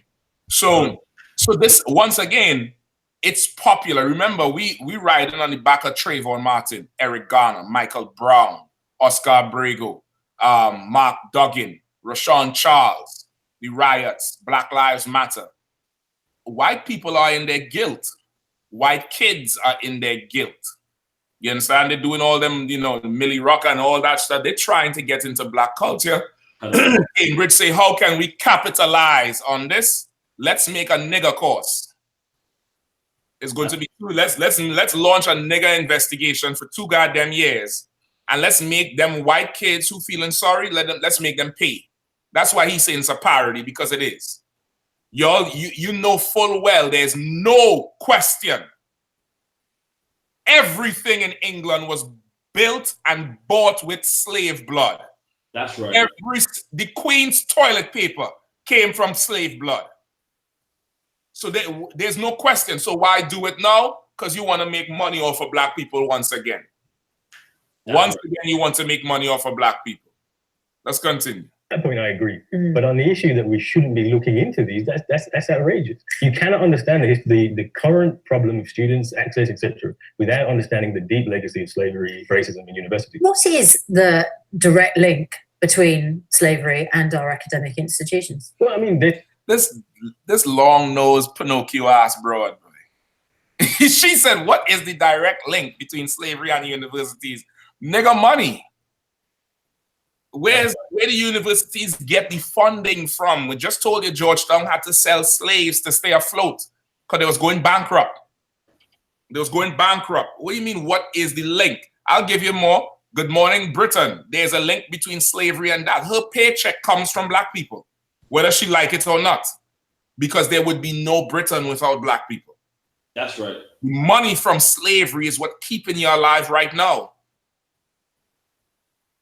There's this idea that our institutions are these bastions of freedom. Actually, this is not the case. The idea that I'm not a human being came from university study. If you look at the links with Not money, a human being as a Black man. Yeah, as a Black person. This is the idea of race. It's university scholars in places like Cambridge and other universities in Europe. That's the knowledge base of it. Then you also have where the money came from and the investment. We shouldn't be surprised that that the university looks like it looks today, because that is the legacy of the university. And if you don't understand that history, how could you possibly understand where to go? Radhika, what do you make of?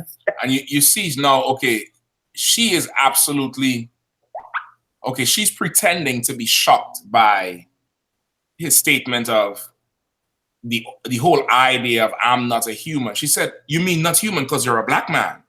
Like, what? Where is she living? That's right. But that's white people for you. That's white people for you are. She would never do that to a Jewish man. Imagine a Jewish man coming up there because Cambridge wants to study the Holocaust. And the Jewish man is saying, this is really a parody. The whole idea of us being less of a people comes from universities. She will not dare say, you mean you're persecuted because you're Jewish?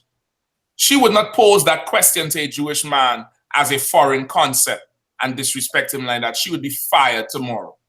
That's right. But she posed this question to him as if, you mean as a Black man, you're less? I don't understand how he could sit there and not lose it.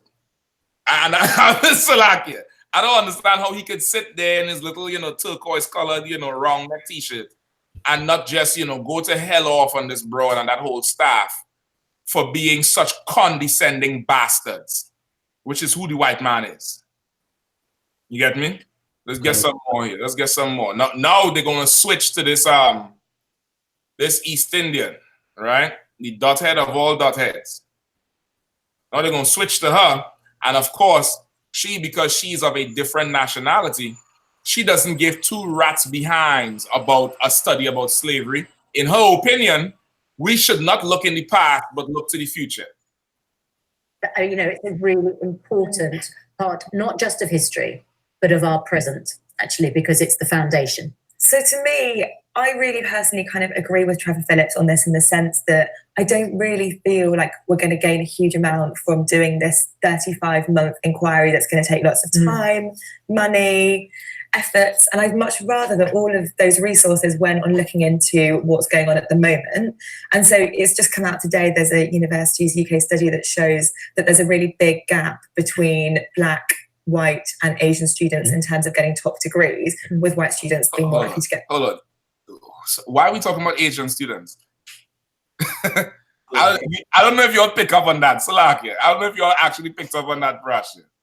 The Cambridge Inquiry. Read the article one more time, Mark, please, from the beginning. The inquiry.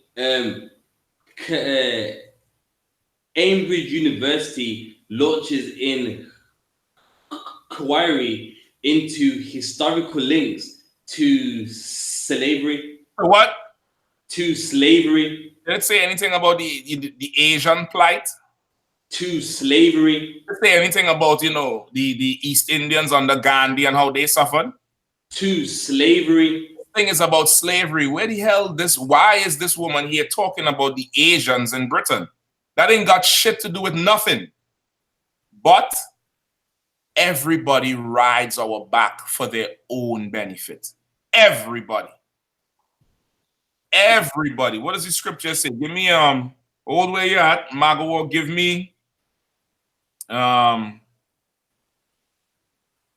me prey to every beast of the field. Where is that? Ezekiel? Concept Ezekiel 34, sir. Ezekiel 34 and 8. Oh God. Magawa, give me that, please, Zach. Ezekiel 34 and 8. 34 and 8. Ezekiel 34 and 8. As I live, saith the Lord God, surely because my flock become a prey, and my flock become a meat to every beast of the field.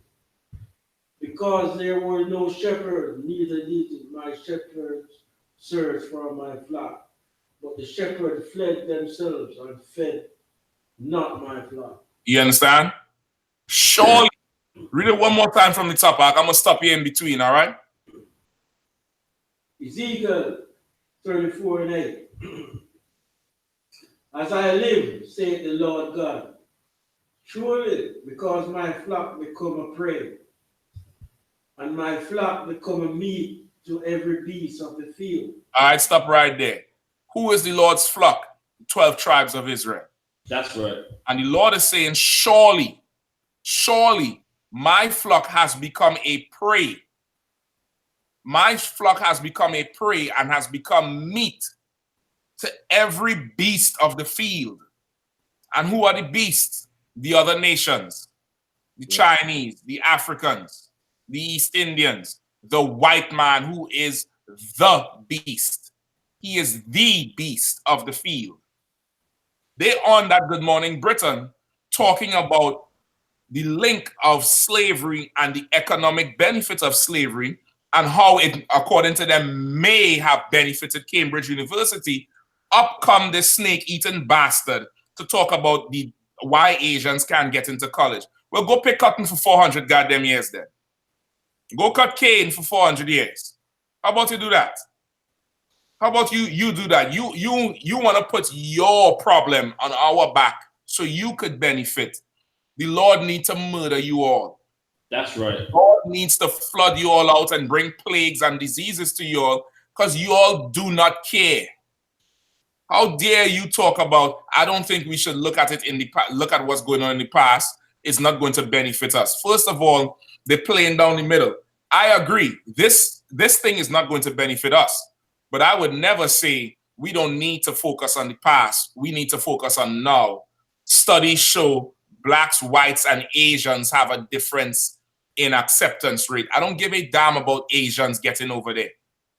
Them Pakis coming over there bringing all the drugs and heroin and guns and blowing everything up. Them Elamites running all kind of stores all over the place illegally. That's Them right. Ethiopians will sneak in your car and halfway kill you. Them what happened with the mosque when them Arabs had them white women raping them? How much scores of them? It was 45 of them or something.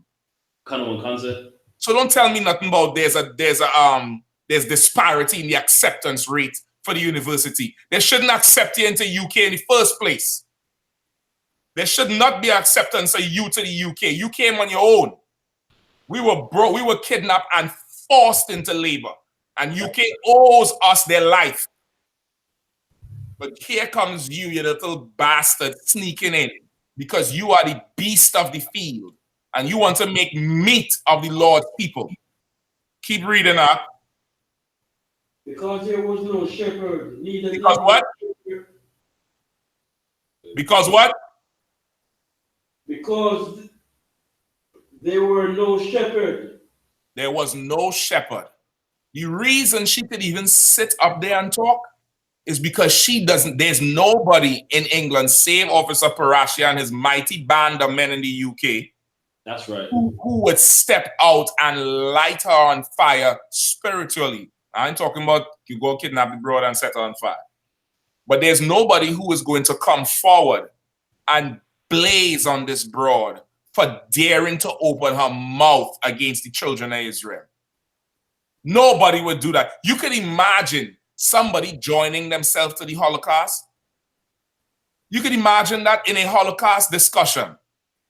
You could imagine somebody coming and saying, well, Jewish people so-and-so, but I don't think we should focus on Hitler and the Jewish people. What's going on now between the Jewish man and the Palestinians? Brother, they would want to cut your head off for even mentioning the Palestinians in the same sentence with Jewish people. Yet still she gets to sit up there and run her goddamn mouth. Slumdog effing millionaire. Kind of one kind. Keep reading up. Neither did my shepherd search for my flock. Right? Neither did my shepherd search for my flock. Right on. All right. Go ahead. But the shepherd fed themselves and fed not my flock. Exactly. Our shepherds fed themselves and did not feed the flock of Israel. Like so, in this same interview, they're going to tell you they had Al Sharpton on there yesterday. Not yesterday, but the day before. We'll see. Let me play the tape before the time done. At top degrees, and that's not linked to their previous attainments. Study that shows that there's a really 35-month inquiry that's going to take lots of time, money, efforts, and I'd much rather that all of those resources went on looking into what's going on at the moment. And so it's just come out today, there's a Universities UK study that shows that there's a really big gap between Black, white and Asian students in terms of getting top degrees, with white students being more likely to get top degrees. And that's hold on. Top degrees. Parasha, you have a doctor in the UK? Concert, we have to. No. Do you have a doctor, like your doctor you go to? I have to. Is he black? Also, he's what? He's a East Indian, sir. Magawa, you have a doctor you see for your eyes or your teeth, a dentist, anything? Yes, sir. Are they black? They're East European. Oh, okay. Sis, you in there, and I know for sure you might have a doctor you see or you take your son or your grandson to. When you go in there, does the doctor say, "Well, go on, mommy, how thing go?" Nah, So what's she talking about Asians not getting top degrees? You see how this Salakia? I'm trying to hold my tongue, but I realize I may have to come up in there and storm Good Morning Britain. And I may have to coerce them to putting me on the goddamn air so I could tell people the truth. Lucky, what is about to say? Art? Yeah, I'll say it's weird because it's very common that a lot of doctors, they have the name Dr. Singh, which is the East Indian name. It's exactly. Every It's doctor is called Dr. Singh. Listen, Art. Even in the islands, Art, all the doctors is East Indian. Ask anyone brothers from Trinidad, ask the brothers from Jamaica. So, okay, Britain damn near put East Indians as our taskmasters first, and then start putting the Chinese in there under them. But the East Indians run the Caribbean, Art. Run it. So don't tell me about you ain't getting no top degree. So what? Nobody can talk about black people without you raising your nasty snake-eating self? That's right. Like, we can't talk about black people's problems without you slipping in your disgusting race of people. Let the Lord burn the kingdom down, man. Let the Lord bring plagues and fire and judgment to Calcutta and Madras and everywhere else where you bastards come from. That's right. Right? Let me get some more on this broad here. Bear with me. Not linked to their previous attainments. So to me, and I'd much rather that all of those resources went on looking into what's going on at the moment. And so it's just come out today, there's a Universities UK study that shows that there's a really big gap between black, white and Asian students in terms of getting top degrees, with white students being more likely to get top degrees. And that's not linked to their previous attainments. So to me, I'd much rather that universities spent that money and time and effort into fixing things at the moment, whether it's publishing their ethnicity gaps in terms of degrees, whether it's putting money on giving grants to people from different backgrounds. I really feel like I'd much rather see them looking at the present and the future. We had Reverend Al Sharpton. Well, listen, presently, Rashawn Charles got killed, murdered in a store. Presently, what's the other brother name? Mark Duggan got, executed mafia style in public. That's what's going on publicly. What she really means to say is, I think that's too much time and money to spend on niggers. That's right. Which drives an East Indian crazy. East Indians, brother, hate black people. That's right. Absolutely hate black people, can't stand black people. And the fact that Cambridge is even devoting money to their study, if this was a study about the East Indian gods or the Industrial Revolution or Gandhi, she wouldn't say a goddamn thing about ethnic disparity in degrees and high quality degrees. She wouldn't say a damn thing. She would say nothing. You get me? Concept. Let me get some more right here. Hold on. So like I said, Go ahead. Yeah, like to show how much they hate us. It's been a while, but in a region called Handsworth, there used to be an army over there, and they hated it that bad. They actually writ to the council so that it can stop being there because they don't like the music and the noise. Meanwhile, in that same place, there's an East Indian holiday, and they have it right there. But they complain to the council to stop what we have there, but then they have it in the exact same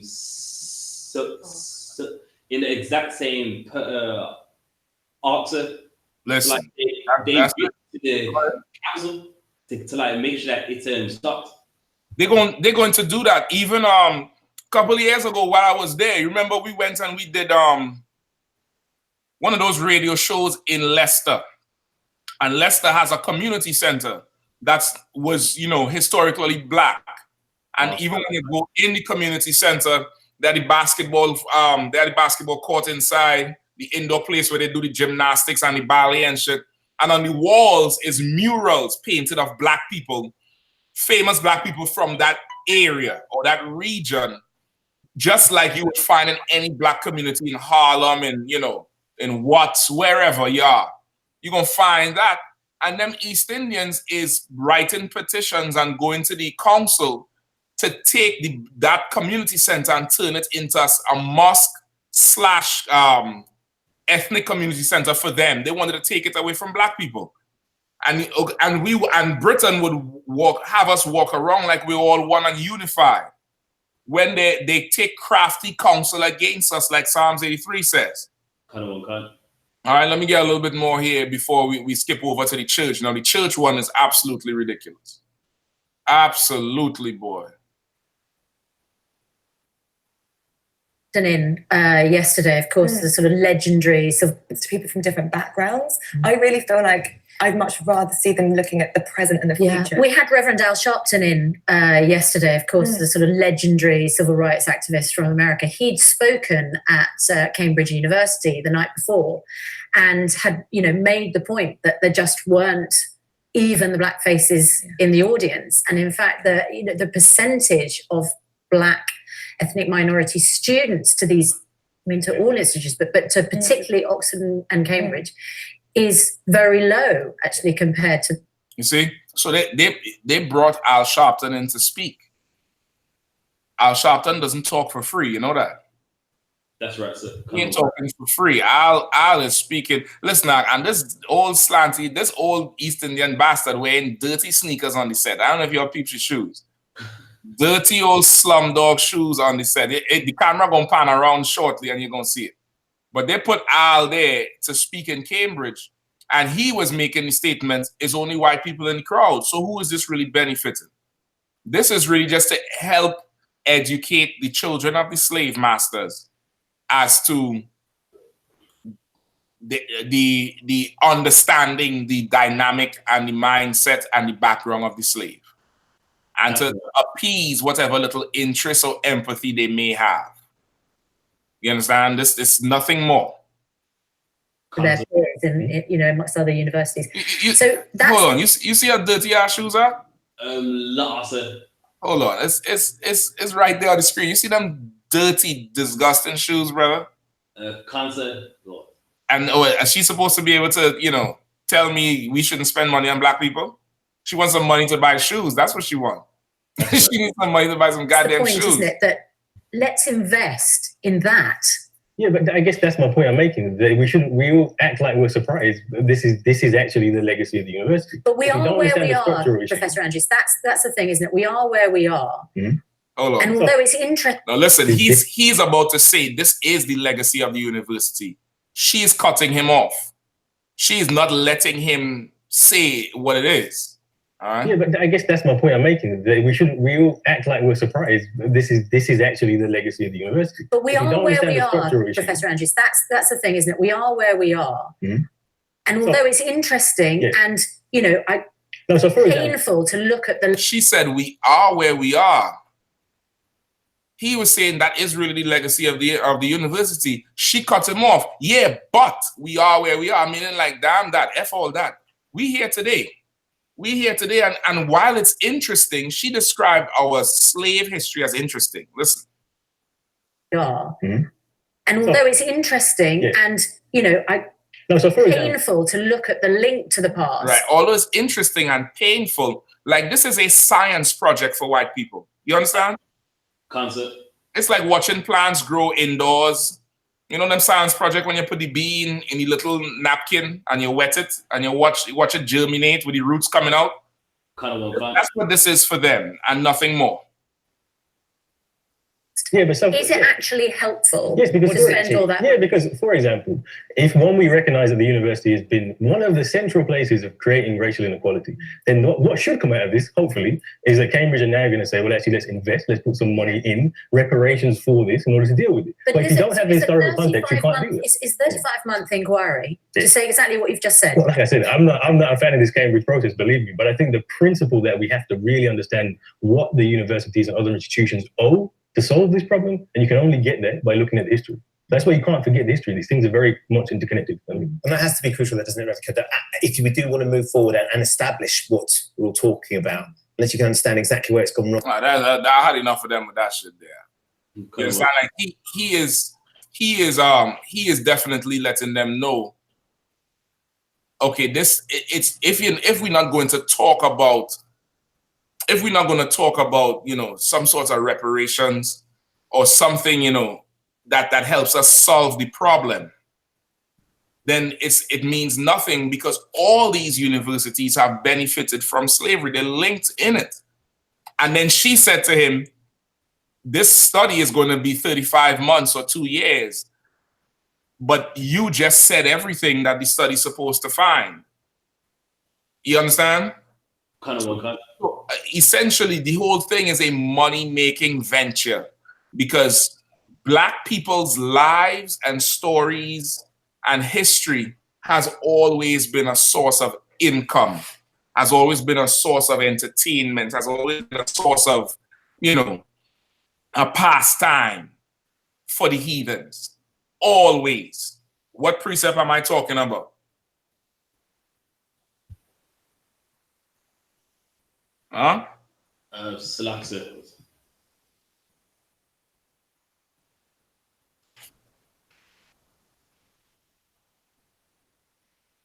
Salaksa, if you say that just one more time, sir. Like how Cambridge, they using our history and our life to make money. It's clear, right? It's clear they're using our history and our life to make money.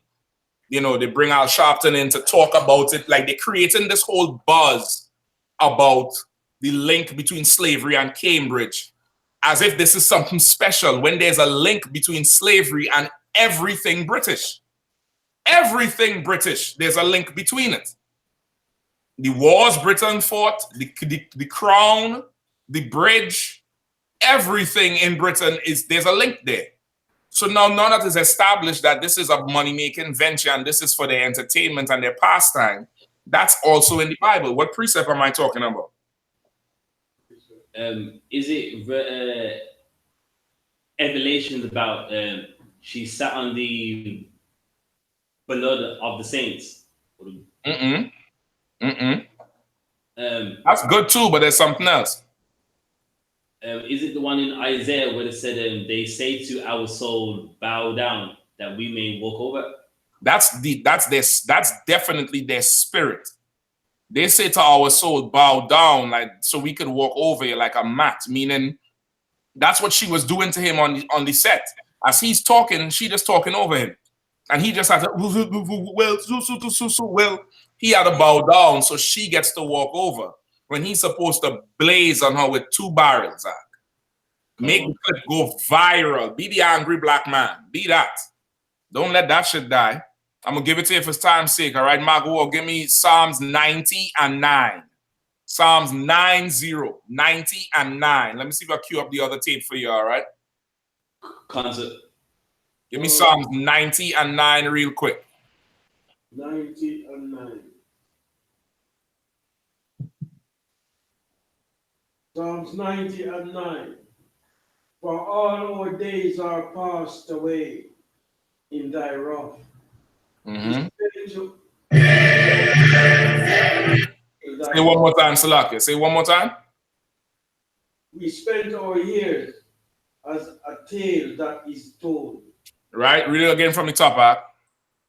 For all our days are passed away, and in wrath, in thy wrath. In thy wrath, right? All our days, we spend our days past in the wrath of the Lord. Meaning what? Being punished by him for being disobedient. You understand? Our history is really a punishment of being disobedient to the Lord. We spend our years as a tale that is told. What does that mean? Margo? It's like a story, no? It's like a story that what? Has been told. That has been told, but okay, people tell stories all the time, right? So they can amuse themselves. That's true, but what is special about our story? Why is it so amusing to them and entertaining to them? Because they gain of it. A little bit more, Rasha? Kind of the reason why, because with the story that we have, it's always benefited them. Okay, that's true, but there's some. Okay, I'm gonna give it for time's sake. Sis, you want to take a shot at it? Because they know who we are as a people. They know who we are as a people, but there's something else. Okay, go ahead. I'll stop here. It's told, but they know that they can always use it to show that they're a race of people that look what we did to them. Okay, that's true. But okay, there's something else, and I get to the spirit of it. We spend our days as a tale that is told, right? That's what it says, right? We spend our years as a tale that is told. What is a tale? It's something that you've heard about in the past, sir. Okay, hold on. Give me the definition of tale. Understood. Story. Say again, Magawa. Story. Story. Okay, but use it the old school way. What do you call? What do the older generation say about somebody who telling lies? Do they say you're telling lies? A tale. You're telling tales. Meaning what? Hiding. Meaning that it's not a fact. It's a. I can't believe what you're telling me. A little child will come and say, "Hey, guess what? I walked on water today. I turned water into wine. I raised the dead." You're gonna look at that child. Stop telling tales. But guess what? That story is our life. Kind of one kind. You understand? Kind of one concept. I always tell the brothers up here, I told your Uncle Thumb first, like being from the islands, I grew up in a time where we didn't have that much guns on the islands. The American influence wasn't so much there, but we would get the American movies. I remember Boys in the Hood being such a far removed concept. You understand? Where it was like, why would somebody make up a movie like this? You understand? It was such a far removed concept because it looks like a tale. You understand? Kind of one kind. It looks like something you make up, not knowing that tale is life. You get the point? Understood, sir. Our life, brother, is exciting to the heathen. Our life is, fantastic to them, even though it's painful to us. And guess what that means? It's the greatest story ever told.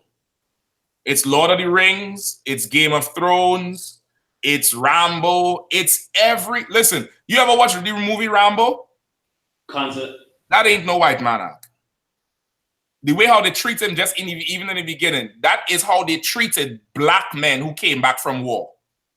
Not white men. You can't walk through this town. I'm going to drop you on the outside of town. Don't come back here. That's how they treated black men. You get the point? Every movie is us. Everything is us. Our story to them is fantastic. But to us, brother, that's our life. You get the point? Understood, sir. That's why she say it's interesting and it's quite painful too, because our life is a tale, brother. It's a tale to be told. It's like a story you hear. It's something amazing that you just can't believe. It's like, what? What? He shot him where? And you did what? And you ran what? Shootout? Drugs? How did you survive? You get the point? Kind of one kind. You understand? It's amazing to them when that's just our life. You get me? Let me skip to the church one. How are we looking at time? Margot, you catching any train or you driving? I'm driving. All right, give me 10 more minutes. All right, I'm gonna have you on the way. All right, this is the Church of England, right? And they give you a little history on the slave connection with the Church of England. All right, let's get it. Prasha, hold for me Zechariah 11:5. Kind of one kind. They come with the Damien Omen music. You just need Damien to come on the screen right now. The courts of law give us the chance to judge innocence and guilt. But is guilt reduced or removed by the passage of time?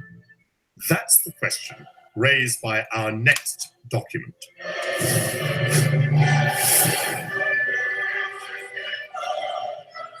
For more than 300 years, European merchants forced Africans onto slave ships and transported them across the Atlantic Ocean.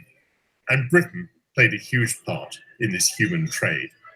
British ships carried around 3 million slaves to America and the Caribbean, where they worked on plantations, helping to build the wealth of the City of London. So now, if the work on the plantations helped to build the wealth of the City of London, why does Cambridge need a 2-year program to find out? Where is Cambridge University? Is it in Stratford? Is it in where is it? It's a London one. Cambridge. Cambridge. Between London and Nottingham. So it was Where is it? Say it again, sis. In between London and Nottingham. It's in London, right? Between. Between. It's on the outskirts, right? Which is how most universities are on the outskirts of a major city. They never really put it smack dead in the middle of the city because it's so big. You understand? Most colleges and universities, you tend to be towards the outside of that city. But now if they're just saying here, slave labor built London, why is there, okay, so slave labor will build London, but they get the money for the university somewhere else? So they build Buckingham Palace on slaves. They build Westminster on slaves, the bridge, everything built on slave money. But the university, what they sold oil? They went around selling 2 for $5 oils up? Huh? Well, what they did, they made pies and crumpets and raised money and had raffles. It just doesn't make no sense. You understand? It doesn't make no sense. They got the money from slaves same way. All right, let's get some more. The trade made many organizations rich, and I've discovered in the archives that includes a very surprising name. God Almighty has set before me the abolition of the slave trade. So wrote the great reformer William Wilberforce. And yet, during the 18th century, there were slaves in the Caribbean who bore branded on their chest the word society. This 1817 register of slaves in Barbados reveals that society means the honorable and reverent society for the propagation of the gospel in foreign parts. The mission. So you see, he's saying that they had a record of this church that owned a ton of slaves. And this was slaves on the colony of Barbados at the time. These slaves were branded on their chest society, the word society. Now imagine that. And that East Indian stood up there and say, we don't need to look in the past. We should focus on giving more East Indians degrees. You understand? While they held your forefathers and mothers down and burned hot irons into their flesh, this swine sitting up there and talking about Asians should get more degrees. Arm of the Church of England. And here is that society listed as owning some 400 slaves.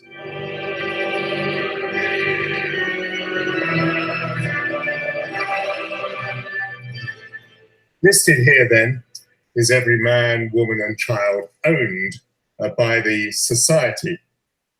We see that their ages range very considerably. Cudjoe is 70 years old and he's working as a domestic. It seems that Ben George can be set to work as a grass gatherer even though he's only 10 years old. 10 years old, 10 years old. And all his sweat and labor went into building London and effing Cambridge University at 10 years old. The brother before Cudjoe was 70 years old, 70 years old, and he's still working, slaving for this white man. And that damn Good Morning Britain heifer is up there talking about we need to move past the past and, it's interesting and all that mess. This next one is what kills me. Some slaves are still alive at a very grand age. Here's Rita, who's 90 years old. She's infirm. She's no longer working. But brother, you know what the word infirm means? Anybody knows what the word infirm means? Rita is 90 years old. She's infirmed. She's no longer working. What does infirm mean? The definition of infirm, not physically or mentally strong, especially through age or illness. Especially through age or illness. So she was either too old and weak to work, or even though she might have been strong in her age, she probably was too sick to work. Brother, they worked us to death.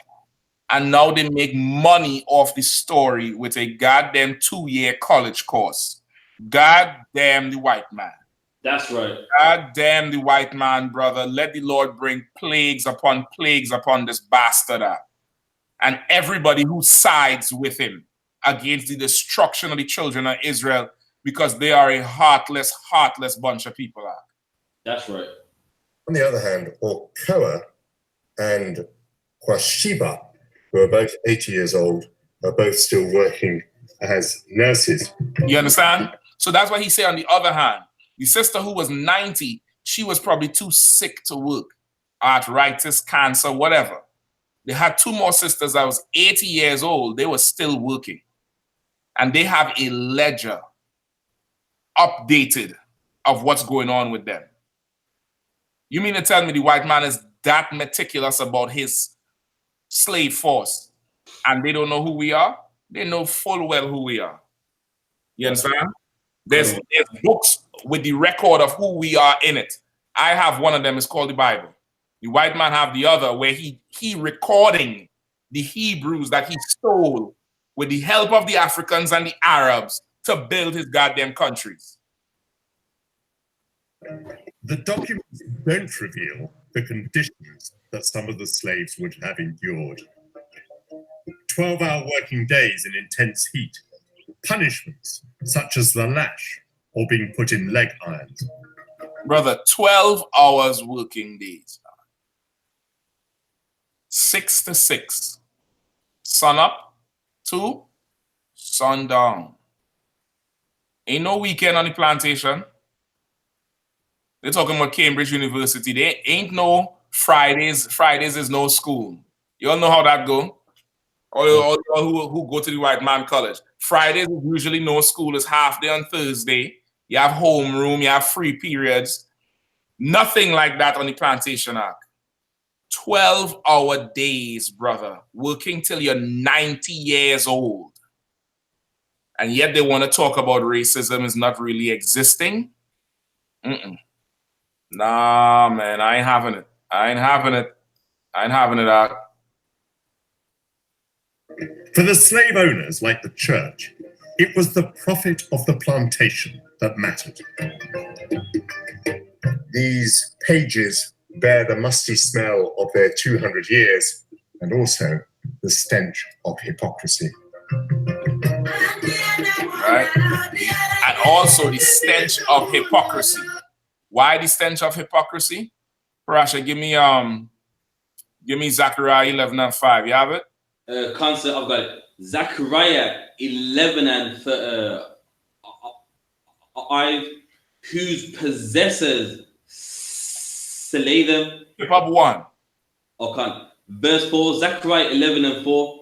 Thus saith the Lord my God, feed the flock of the slaughter. Right, feed the flock of the slaughter. Who is the flock of the slaughter? The 12 tribes of Israel. Because right. we are being led to the slaughter and being slaughtered every day. And the Lord is crying out to lead us to feed the flock. Take care of them. Make sure they're healthy. Make sure they know what's going on. Feed the flock. Keep going. Verse 5, whose possessors slay them. Whose possessors what? Whose possessors slay them.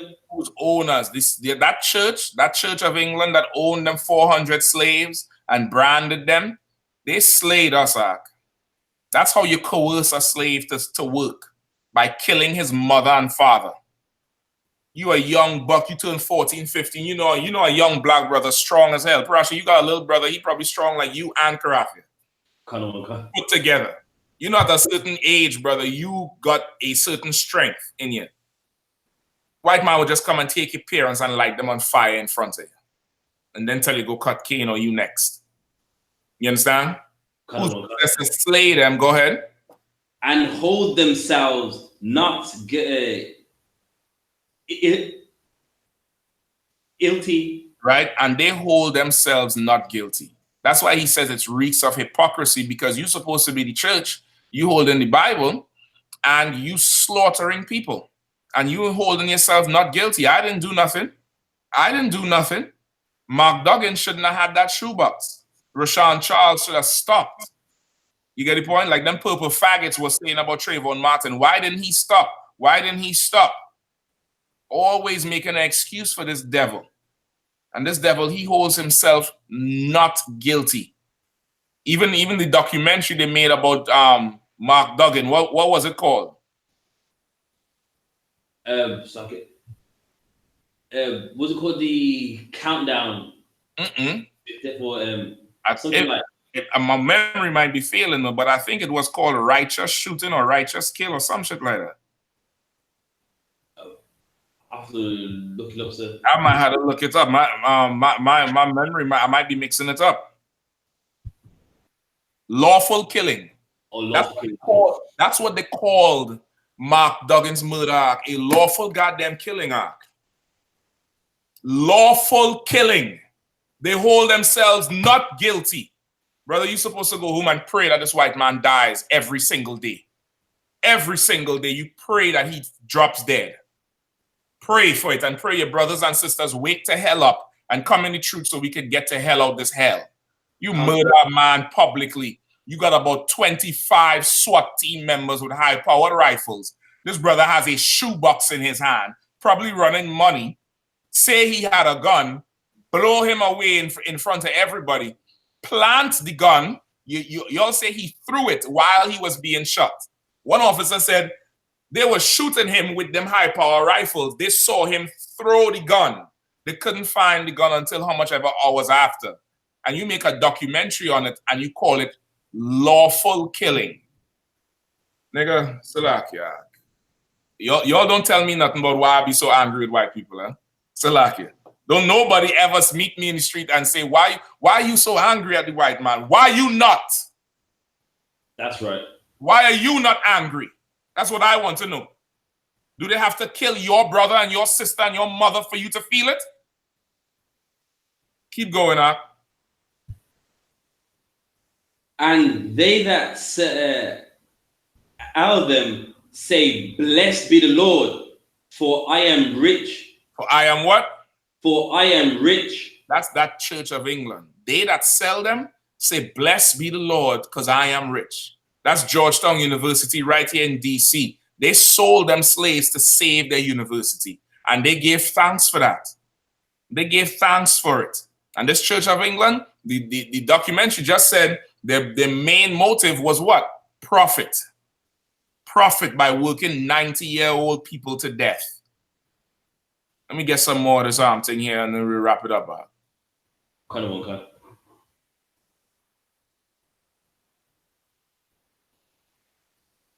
Constructed on the foundations of slavery. Today we can still see the wealth in our capital constructed on the foundations of slavery. The wealth in the capital from the foundations of slavery. Brother, we are the root of everything in this world. Everything. The scripture that say they that slay them hold themselves not guilty, and they say thanks be to God because I am rich. Meaning what? What does this nigger life matter if I get all this? If I get the London Bridge and the River Thames and Westminster and military and jets and buildings and skyscrapers, if I get all that, I'm not, surely his death was of the Lord. It was righteous for everything I've gained. You understand? That's how the white man thinks. That's how he thinks. Well, no problem. No problem. The kingdom of heaven is worth the blood from your neck, white man. That's right. The kingdom of heaven is worth you dying in the streets of America and Britain and wherever else you're at. And guess what else the kingdom of heaven is worth? It's worth you putting down the weed, Negro. That's right. It's worth you getting off drugs and whores and homosexuality and leaving Christianity and Islam. It's worth it. I'll hold myself not guilty in that day. In that day, I'll be like, boy, it was worth giving all this up and at least separating from the white man for the kingdom of heaven. Because they didn't give a damn about our life and they got their kingdom. They got what? The United Kingdom, the UK, over us. The Corporation of London had its seat in the magnificent Guildhall. Sir William Beckford made a fortune from slave plantations in Jamaica and was twice Lord Mayor. William Beckford, the Lord Mayor, might have been focused on profit, but the church added a moral purpose to slavery. They recognize that slavery is problematic, but they also recognize that these slaves, that Africans, come from this dark continent, and therefore they need to be civilized. And slavery, while not perfect, provides an opportunity for bringing Africans into the body of humanity. Does the Church of England succeed with this mission of civilizing the slaves? It's a complete failure. They failed to convert the numbers that they had hoped to, partly because Christianity provides a point of resistance for slaves. How do you resist? Nah, I'm going to help you all out. You see like how they say they wanted to civilize the slaves? Concept. Anybody knows why that attempt to civilize slaves did not work?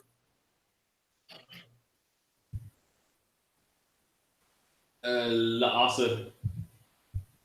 sweat, take a guess.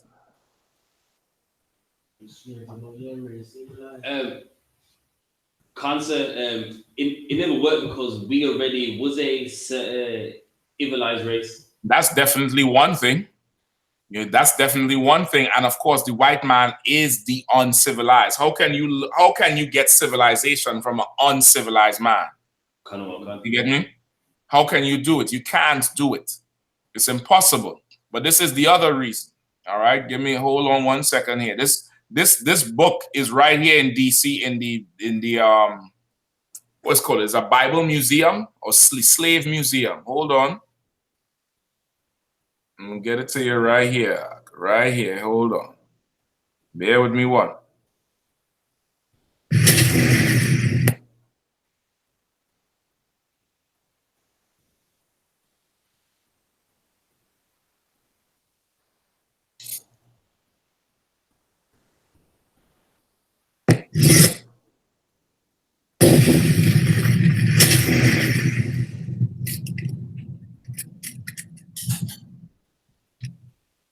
Celebrate this Holy Week. An exhibit at a museum in our nation's capital is exploring a painful intersection of history and religion. It looks at the Bibles given to slaves for generations in this country and abroad, and it's what was missing from those scriptures that highlights just how much was taken from those who were enslaved and how much they overcame. Here's Jeff Bennett. Inside Washington's Museum of the Bible, a single volume that is like no other. The so-called Slave Bible, remarkable not for what's in it, but for what's not. So about 90% of the Old Testament's been removed and about 50% of the New Testament's been removed. To put it another way, the normal King James Version has 1,189 chapters in it. The Slave Bible has only 232. Missing are chapters and verses that might have encouraged uprisings. Book of Exodus, redacted. No story of Moses demanding Pharaoh, let my people go. Gone is Galatians, and the verse, there is neither bond nor free, for ye are all one in Christ Jesus. And no Jeremiah, woe unto him that useth his neighbor's service without wages. What they left in are verses such as Ephesians 6:5, which is the famous verse, slaves, be obedient to your master. Looking at this Bible, it's hard to tell. You see that? Concept, kind of one. They couldn't civilize us because what they were teaching was to serve them. And this here is the proof that when they say when people meet you and say they used the Bible to enslave us, no, they didn't, because that's not the Bible. You understand? The man said it has damn near 1,100 chapters in there. The slave Bible had just over 200. Brother, that's 70% plus of the book gone. That's right. Gone. And yet still you in church. That's why Christians today don't know the Bible. All they know is God say love everybody, obey your masters. They don't know nothing else because that's all that was in the Bible. You get me? When they're talking about they try to civilize the people and went horribly wrong, they try to further control people by giving them what they replacing God in essence with themselves. And that backfired horribly with the amounts of slave revolts all the way through the Caribbean and then through the Americas. You get me? And so somebody might say, well, that's in America. In Britain, they gave them the whole Bible. I think not, because the white man is the devil in rain or sun, in snow or summer, in night or day. He is the devil, El Diablo, all day long. You understand? Let me get this last bit here and then we will close off. Where we at? Hold on.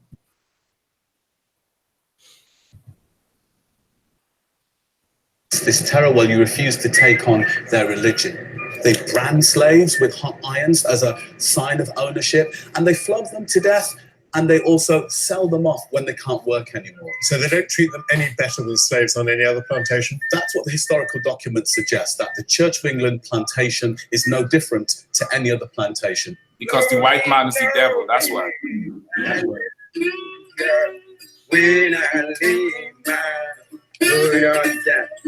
The international slave trade was abolished in 1807. But it wasn't until 1833 that Parliament outlawed slavery as an institution.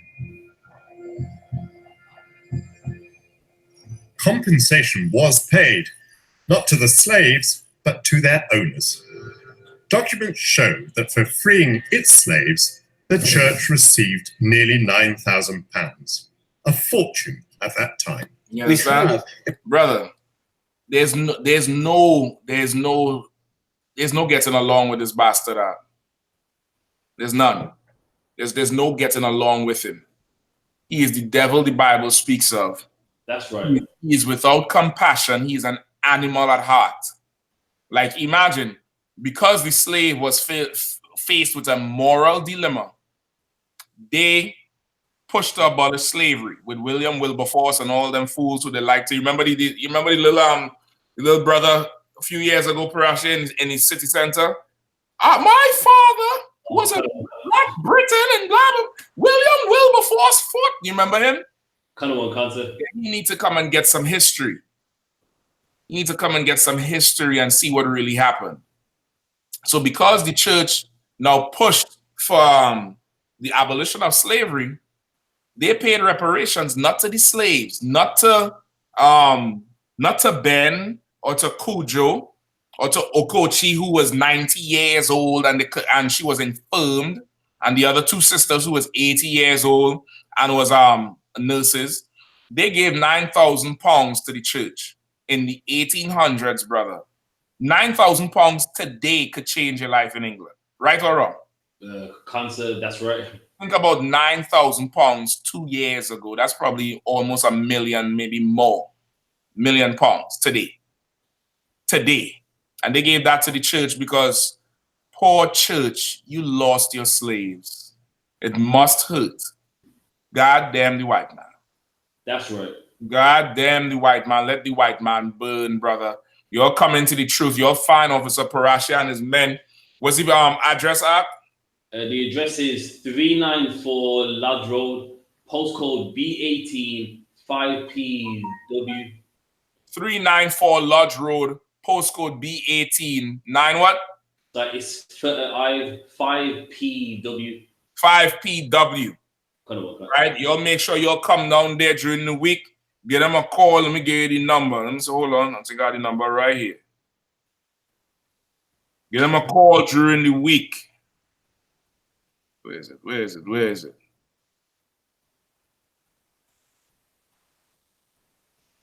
79607 79607 46784. Right, I say it right, Parashia. 796-074-6784. That's right, sir. Give them a call during the week, find out when class is at. They have camp in the city center in Birmingham, right there by the in the bull ring. You all go down there and check them, light it up every weekend, and every other weekend on High Street in Brixton, London. All right, you all go check these brothers out. Come out of the world so the Lord could burn UK down like he needs to burn America down. All right. That's right. With that, we're gonna call it our one courtesy salute at Medium. Call it out. Call it. I Medium Shabbat. I Medium Barak. Yahweh Bahashem Yahweh Barakatha. Yahweh Bahashem Yahweh Barakatham. Yad Yamata. Class dismissed. That's sister. Absolutely sister. Oh, Sarah. We're gonna say Sar to the sisters. Sisters, I Medium Shabbat. I Medium Barak. Yahweh Shema Alatha Bahashem. That Yad Yamata. Class dismissed. Okay.